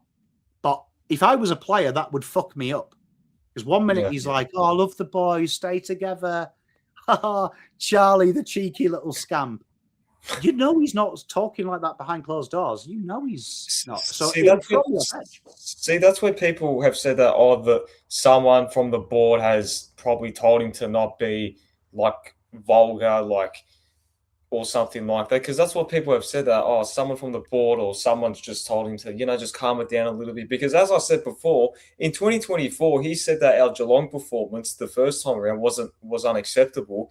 And then you notice 10 weeks later against Collingwood, he said, it's all right, we put in a decent effort in. And then I think 2022, he had to go at the players at 3/4 time. And then that changed because apparently the players didn't really appreciate it or something like that. So I don't know if someone's told him to relax a little bit or if he's just changed. because what you're saying there that the players are confused. I'm confused as well. Yeah. It makes us all, Aidan. We're all in that. Mate, sometimes I watch a Carlton game and I don't even know if I'm really here. I just think it's like some kind of lucid You just hope trance. you just hope it's not real, just AI. But like, I can answer that question. One, right? So Talana, this whole woke board thing, I've spoke to the board members. They are not as intelligent as we give them credit for. So like Kinnersley cops it a lot because she has the Carlton respects thing, right? She has 0 to 0.1% of any building on building the culture of the club, and less than 5% of anything that happens with the men's. However, I will give Kinnersley a compliment. She took over solely the AFLW. The only thing that's improved at Carlton in the last 5 years, apart from the revenue building, which is from pokies, which is another double negative because we're against violence to women. One of the biggest causes of violence to women is addiction. So in the one hand, don't hit women, and the other, please put your mortgage and create more stress in our pokies so we can buy a coffee machine at Icon Park, please. Very contradicted. But it's not as big as you think it is. I 100% concede the board are a problem. I think it's more that you actually see the problem of Carlton is its media and its advertising. So Carlton are very stringent. I can tell you as a content creator, when you speak to the media teams on what you can ask, how you can ask, how often you can ask, where you go. And that's not just to content creators, that's to players. So players are heavily pressured in what they can say, what they can't say. Make sure you get these gambits in. Carlton is a business where its brand is protected by all costs. So to answer your question, has Voss been told to calm it down? I don't think he's been told to calm it down, but he'll definitely be led in don't go too far because the press will write things about you and we don't want you to be seen as the angry coach.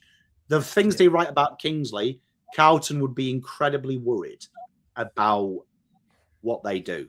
So I don't like it. It's why I don't pursue Carlton interviews anymore. Yeah. Because I don't like it. I don't like feeling that I should. I don't feel like I don't like being told what to say. And they've never told me what to say, but it's been heavily implied that can I lead it in a direction? And I don't like that. I don't like that. But that. So the club's scared of their own image getting put down and their reputation. Yeah, it's always been like, but it's the same thing. It's like I can tell you, this is how it works, right? This is how it works. I did an interview with one player, and he was told something that he was told the mindset for him to do his job is, I want you to go out there and this cunt, these were the words used, this cunt never plays the game again, right? Now, you can interpret it that one ways. Hurt him. The player in question said that he interpreted it this way. He interpreted it as if to say he never gets the fame. He never dances around. He never takes the piss. I was forced to remove that from there. Just that 5-second clip. And I was when I said no, I think the fans need to hear this because I actually think they don't understand that these words are used. I think it would actually make people like the coach a bit more. Yeah. They were like, nah, it's really bad because what happens if next week if this player hurts a player and he breaks his neck? And I'm like, fucking hell, that's a bit of a reach, isn't it?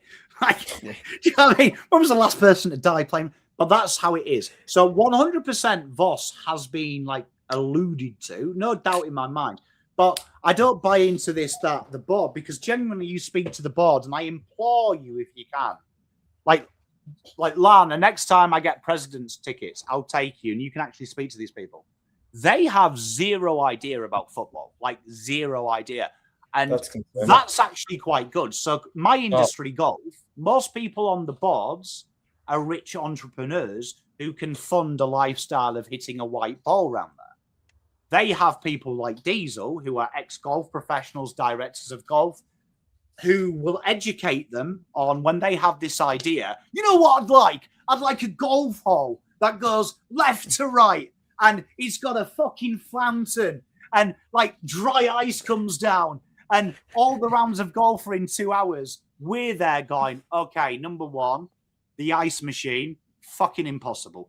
Number two, 2 hours of a round of golf. The average golf course is 7,000 kilometers. Unless we get Usain Bolt to carry everyone, not going to happen. And we ban anyone not shit. But they have these ideas. But that's when you would have Diesel saying, yeah, this isn't right. Problem with Diesel is last time Diesel played football, any idiot could play football. Yeah, do you know what I mean? Any idiot could play football. So now it's different. So now you need someone. People will hate the answer, but if you probably do need a Carlton liaison.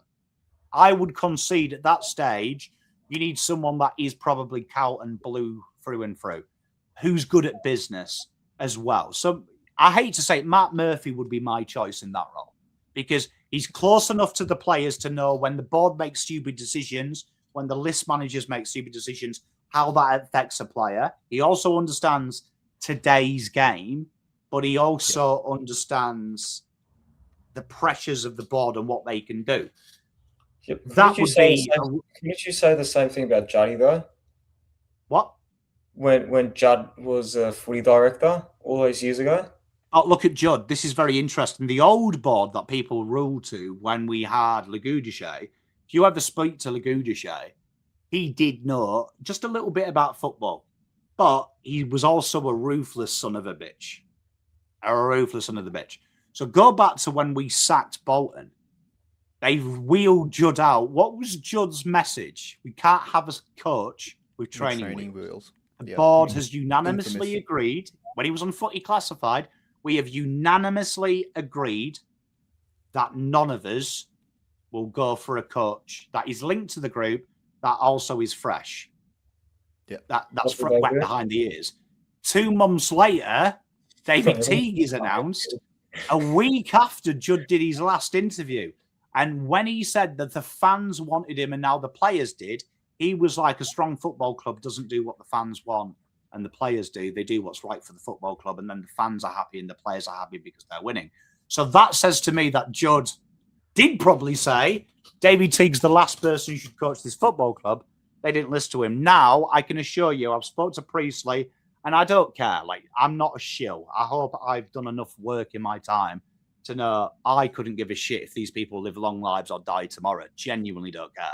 But I will say Robert Priestley has no fucking idea about football. He just wants to learn, right? I've spoke to him. Same as Kinnersley. She stays out of it. When I've talked to her, she is more invested in how can the club get better. This is where Diesel's important because he's got to drive that culture. Do we have a change of board? I'm not against it. Fitzpatrick fits the bill. Multi-billionaire. Yeah. But I don't think he fixes it straight away because I think the departments beneath him are also stupid. And no one talks about this. Brad Lloyd had that job nearly 8 years. Completely fucked it. You can't fix something in a year. The list management's been horrific for 20 years. You ain't fixing that in a year under Graham Wright. Chris Davies can only do so much in a year, so can Graham Wright in 2 years. He's been there a year, but he's been there 2 years watching. So there's only so much you can change in a short space of time. It's got to be done, though, in the next 2 years. But what Lloyd has done is Lloyd has created that culture of star power, protect the players, protect the football department at all costs, fans versus us. But I will tell you, if Fitzpatrick came in tomorrow, this year's still shit, and there's still a load of work to do next year. And at the minute, the things we can fix don't need the board; they just need to be done, and that'll be it. Isn't it a concern that because people have said that we need more footy people on the board? People give what I do find fascinating about the AFL is the people give the board way too much credit. The board aren't that smart. The board don't have that much power. The players that are still in power, the players are still very much in power, but also the people above them are setting up these adjudications. Brian Cook was left to do what he wanted, and I do believe Brian Cook was a massive mistake, right? Massive mistake, because day one, he talked about the finance. And it's only in the last 6 months, Robert Priestley and Graham Wright has said that we've got to get back to being a football club, which everyone has ignored. You've all wanted a chairman to say that. Priestley has actually said it 3 times. And I'll be honest, I can't stand Priestley. He did that interview with Terry, and he did one line that made me want to actually kill the guy when he goes, "I'm a man of the people." And then he talks about his summer house he had in Sorrento as a kid. I had a normal childhood, Sorrento beach house. And I'm like, man of the fucking people, bruh. Man of the fucking people. Bro, I used to eat. I wish I did that interview because I would have said, all right, dickhead, what do 2-minute noodles? How do you make them? And he would have been like, is that like you go to like the what takeaway place? I'm like, no, you put hot water in noodles. He was like, they come hard? Like, he would have been shocked, bruh. But no, seriously, I think Cook was a problem. But that's the problem with Carlton. You've got to remember, all you guys like me have had is hope in the last 20 years. All they have had, though, to sell you is their revenue.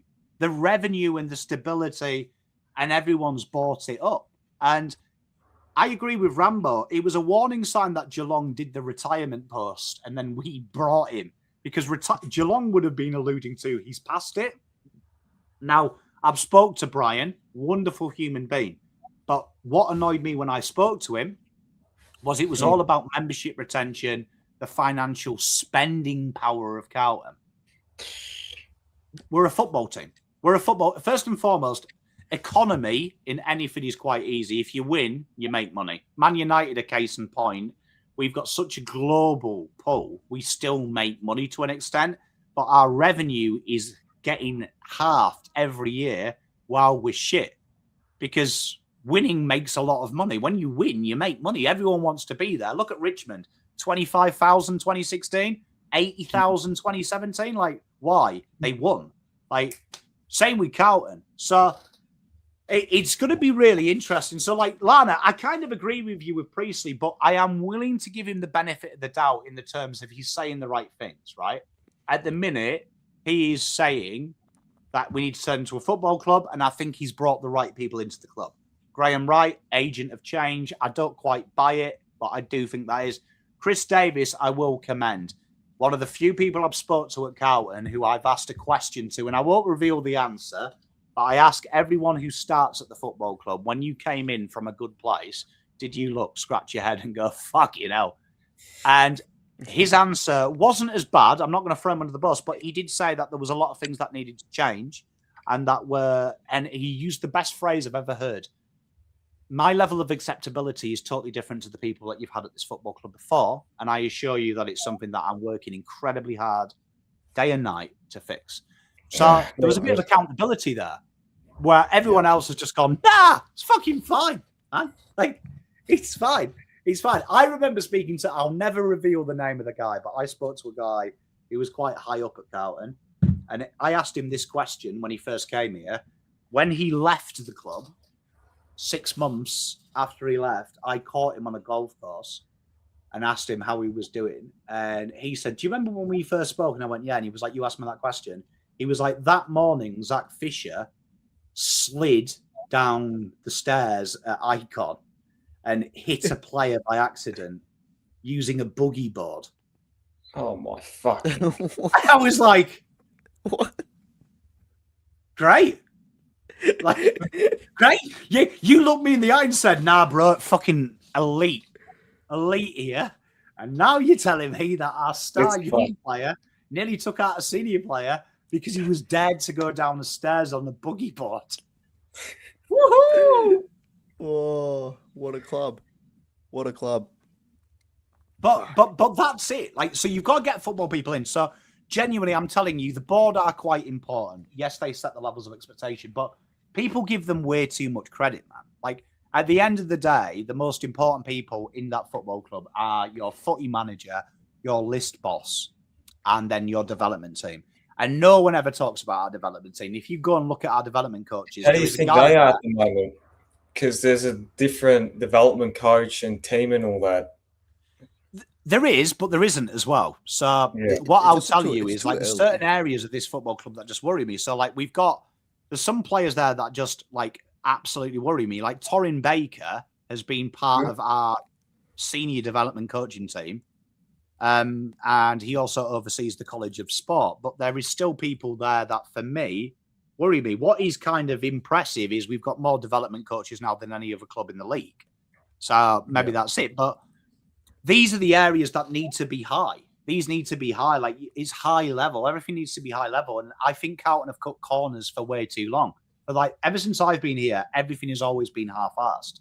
And everyone turns a blind eye. So I look back at 2018, the most important trade period. Stephen Silvani said the perfect thing. We need 4 25-year-old players, preferably midfielders that can protect our young core of Dow, SPS, and allow them to develop, because he quotes, they are doing too much heavy lifting and they can't protect Cripper yet. 2 days later, we've just offered Mitch McGovern a mammoth deal. Yeah. You know how many 25-year-olds we got in that period? None. No, none. No, we got Mitch McGovern, and that's it. Sick. So Carlton look for the shortcuts. They look for the shortcuts and the energy hits. And I understand, because people talk about our culture. Our culture is cheating. Our culture is manipulating the rules. When we were good, even if you take the salary cap out, there was no trades. There was no... You could just ring Sandful and get the best senior players. Sticks. It was just, we got the best Sandful player. You can't do that now. So you can still be ruthless and amazing, but you've got to be clever now. You can't just throw money at the problem. And the problem with us is we've still got that quick fix mentality, but we haven't got the fact that we can be that ruthless with intelligence. And intelligence requires patience, and patience requires planning. Because when you planned, you can be patient knowing the end goal. So I'm very intrigued to see what we do. I thought the Charlie Curnow thing might be a good thing, because I think the old Carlton would have forced him to his contract, which I am told by an incredibly reliable source who is at the club at the minute, that was touch and go if we sold him. Wow. Now, there was some large voices at that football club that wanted to hold him to contract. And it was the new guys that pushed to change that narrative and get what you wanted. So that's a foundation. But the problem is there's things I worry about, boys. We're taking too long. So I'm sorry, everyone. I've just got a lot to say. I've got a lot of feelings. But there's certain things that worry me. Have you noticed we never talk about flags? Yep. We always Yeah, talk about... what's that? Hold on. Wait, hold on. We actually do on our 5, 10, 15, 25,000 year plans that we put out. But yeah, but it's we always don't actually- singular. But we actually don't spit it out. No, but if you look at that 5-point plan, from memory, it says to compete for flag by X amount of time. I thought it said Where- win. No, Where it I never says win. remember, so one of my greatest moments ever, a very good mate of mine sponsors the coaching, 2 coaches at Hawthorn. Got invited to this dinner. It was Sam Mitchell's first official function as head coach. And he was sat on the same table as us, but he got up and did a speech. And he was like, it's going to be very hard over the next 2 years. But he was like, I want to assure you that as a Hawthorn man, as a Hawthorn man from start to finish, I have one aim. This football club doesn't win one flag. It wins flags. We will win and be a dynasty before my time is done here. And everyone was looking, like I was looking at him going, fucking bros high. Like they're trading all their team, aren't they?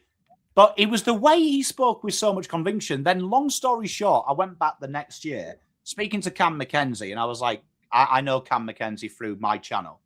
And I was like, what's it like working for Mitchell? And he was like, oh, you know what? First training session, I was sat there and he was like, what do you want to do? And he was like, look, at the end of my time at Hawthorn, I'd love to be thought of like Luke Hodge, yourself, Ruffy. And he was like, fuck that. He was like, who wants to be like them? He was like, what I want from you is when you leave Hawthorn, the next kid takes your spot. And I tell him, fuck Cam McKenzie, be the next you. And I was like, can you imagine how big your dick was after that conversation with Sam Mitchell? Fuck Luke Hodge, fuck Roughhead, fuck me. When you retire, the next kid says you, and I tell him, fuck Cam McKenzie, be you. I was like, mate, I would have won a Brownlow that day. Like, I would have been like, all right, Sammy, baby. But that's the levels there. Everything is perfect at Hawthorn. Why don't we talk about it? Like, why don't we say, "Oh, we want to win a flag. We have to because win we the did flag." once. Do you remember Brian Cook said it once and how much panic we had when we were like 2-5? Press was slating him. Oh yeah. But that's because our media, again, back to the media team, our media tries to downplay it, where good clubs would just embrace that hate. Yeah, we said it. Yeah. Like, you know what annoyed me is I was listening to Graham Wright and I've listened to Chris Davis. This is my one criticism. How pragmatic and diplomatic they are when they're talked about how shit Carlton is now. I would love Chris Davis to come out and go, I'm going to be totally honest with you, right? It's going to take a while, and it's going to take a while for a reason. Brad Scott was a buffoon, an absolute idiot. Guy was pissing in a bin most of the time because he was scared to go to the toilet, right? You think I can fix it in 6 months? Bro's high. It's going to take me 2 years because this guy's absolutely massacred it. But I'll tell you what, I'm going to fix it because I do things the right way. And I am sorry to the members of this football club, but the guys in charge before me are liars, they are vindictive, and they are in for you. But don't worry, CD is here. I'm going to fix it. No more dickheads. But they're always like this. But yeah, they were a little bit different to me. And I'm like, no. I know it's shit. I know they fucked it off. They're not going to protect you because Brad Lloyd's doing interviews now saying, oh yeah, sometimes they'd put 2 sugars in my tea, and I've got type 2 diabetes. Do you know what I mean? It's like, but Rambo, I disagree. They can tell the truth though. They can say they don't have to name names. They can say previous administration made mistakes prior to me that obviously we've got to rectify, and the plan changed. The plan has changed. Now I'm here. So XYZ needs to be fixed. I'm on top of it. I can't fix too much more in this 1 year. Everyone's account is like, oh no, they're all nice. But then everyone pot shots us when they leave. That it doesn't reciprocate. So I'd love to see that. And I'm pretty sure Chris Davis would love, he's going a little bit rogue. He's going a bit off script, I've noticed. I reckon it needs to be said. My disappointment is 6. I reckon the club internally were 12th this year. And I don't think anyone mentioned it. Like, I agree. Like, Peter, I think that top 10, the way he worded it, in my opinion, was best case scenario. I don't think anyone at that football club truly believed it. No. I truly believed it. No, I didn't. And I think the way I would have said it, we've lost Charlie, we've lost TDK, we lost Jesus, we've lost a big part of our spine. And if you want to word it positively, I would have worded it like this. But we know that we're behind the 8 ball in the game style that we play. So for us to move forward, sometimes you've got to take 2 steps backwards. So now we're in a wonderful position that we've got an incredible relief of the cap. We've got an incredible draft strategy now planned up. And that is the plan. It's now a 2 to 3 year plan. And someone just said that 5-year rebuild is over. Like Sauce is actively poaching our players. Why are you protecting him? Just say the rebuild was cooked. And we got to do it. And it feels like until you admit your shit, you can never get better. Like, one of the things I do in golf lessons is when you're a naughty boy, I reserve this for when you've really fucked me off. But I get you to look me in the eyes and tell me your shit. Because you've gone against me. I'm like, come on, tell me your shit. Tell me you're rubbish, and I'll fix it. Tell me you're silly. Because that's how you redeem yourself. So, yeah, look. We'll be all right, though. We're all together and we all care. Yeah, stronger together, right? Mm-hmm. I wasn't going to go that way. You went there, not me. Oh, bro. I could listen to Pommy talk for like fucking 4 hours straight, wholeheartedly. Pommy, you should do ASMR. Has that ever come across your mind? No. Don't people usually masturbate to that? I mean, you I can. out of the loop? You don't have to, but I mean, some people do probably. Every time I've seen ASMR, it's like chicks going, I'm just going to do my homework. But I can't do that anymore because I refuse to put my ID on the internet. So like now I'm having to watch Jagger Smith highlights. Oh my fucking god! What a fucking bro! What a chat!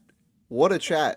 Before That we was- go, can I- I give an absolute shout out to my favorite human being in the world who is doing a wonderful job at the minute, giving some good vibes. Mishy Makery.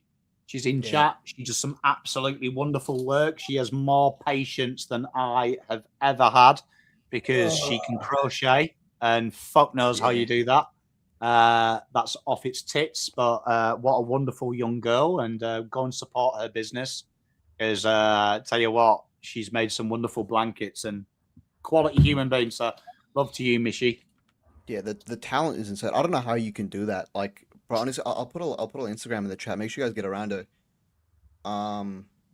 Great. Bro, honestly, some of her pieces, bro. And so I'm gonna get one of Jesse Motlop. Just you wait. It's gonna go in the background. Just a massive tapestry of Jesse Motlop. But yeah, no. You know what? Just I was right. actually thinking I could get a tapestry behind me. You could, yeah. Of like, who's your favorite player? Can't be Charlie Kerno. Don't say that. I'm at a stage now that I hate them all. I'll be totally honest with you. If there was one that I would be least likely to glass after 4 beers, Taylor Byrne or Wait, Elijah. You know what you should do? Lewis Young tapestry, bro. Since we all love him here.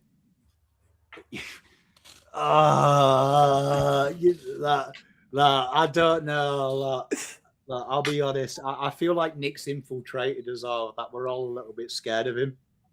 Yeah, no, I'm terrified to say anything about Lewis Young now because, bro, the You know first what time made one of me the laugh is I was sat with him and Nick's like raving about this show he's on. He's like, "Oh, Louis, do the show with Pommy and there's a touche and let dog." And I'm like, I really hope this twat doesn't go back and watch any of that. Yeah.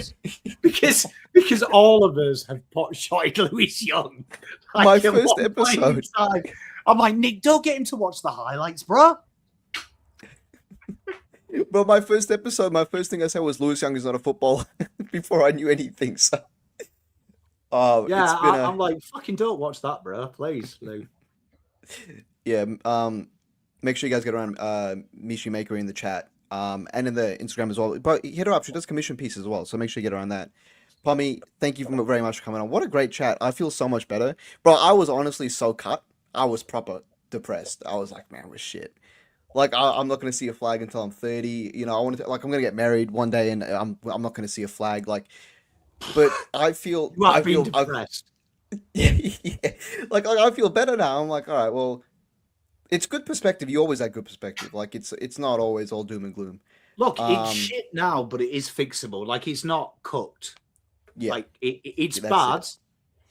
but it's not cooked. This is Pommy. Do you know who that is? The Blue Boys podcast. No, okay. I'll tell you after the stream. No, just after. people are just making podcasts out of their asses at this point. The Blue Boys podcast are actually good friends of mine. Make sure you guys check them out. This is where Aiden's offended someone off camera. He's like, they're actually sons of the mafia. Yeah. Like Aiden's now on a gang hit list. No, I'm joking. Oh. It's glad that we have a lot of Carlton content creators, which is good. It is. I'm Once never again, gonna make a fucking podcast or YouTube channel. why not? You should, Aiden. You get bitches for that, bro. You get mad huds, I'm telling you. Anyways, Aiden, thank you for coming on. Pommy, thank you for coming on as well. Beautiful chat. Everyone in the chat, thank you for being here. We cracked 100, bro. That's insane. Thank you guys very much. Did Hit we the like button really? if you enjoyed. Yeah, no, there was 110 Well, views thanks, in here Pommy. at one point. Yeah, no, 100%. Pommy came in, star power. 11:20 on the resurrection of Christ, and you're watching us. Jesus, Yeah. didn't Jesus die for a good point? Yeah. I'm sure he's looking down, going, "Really glad I died for this." Okay. Sorry, Jesus. Oh, again, chat, thank you for being here. Pommy, thank you once Yeah. again. Make sure you guys check out Pommy and Oz on the YouTube channel. I'm sure everyone here already does, anyways. Make sure you check out Aiden on Twitter. Great tweets, regardless of what anyone says. Especially when And- United play. Yeah. Oh yeah. Yeah. I think I'm worse when United play than Carlton. You are 100%. You are more negative about United. 100%. Chat, thank you for I being might here. give We'll a see you. character fucking job, but I don't care. We'll see you. I'll see you next time. What a fun fucking podcast, bro. Go Baggers, free Jesse Mollop.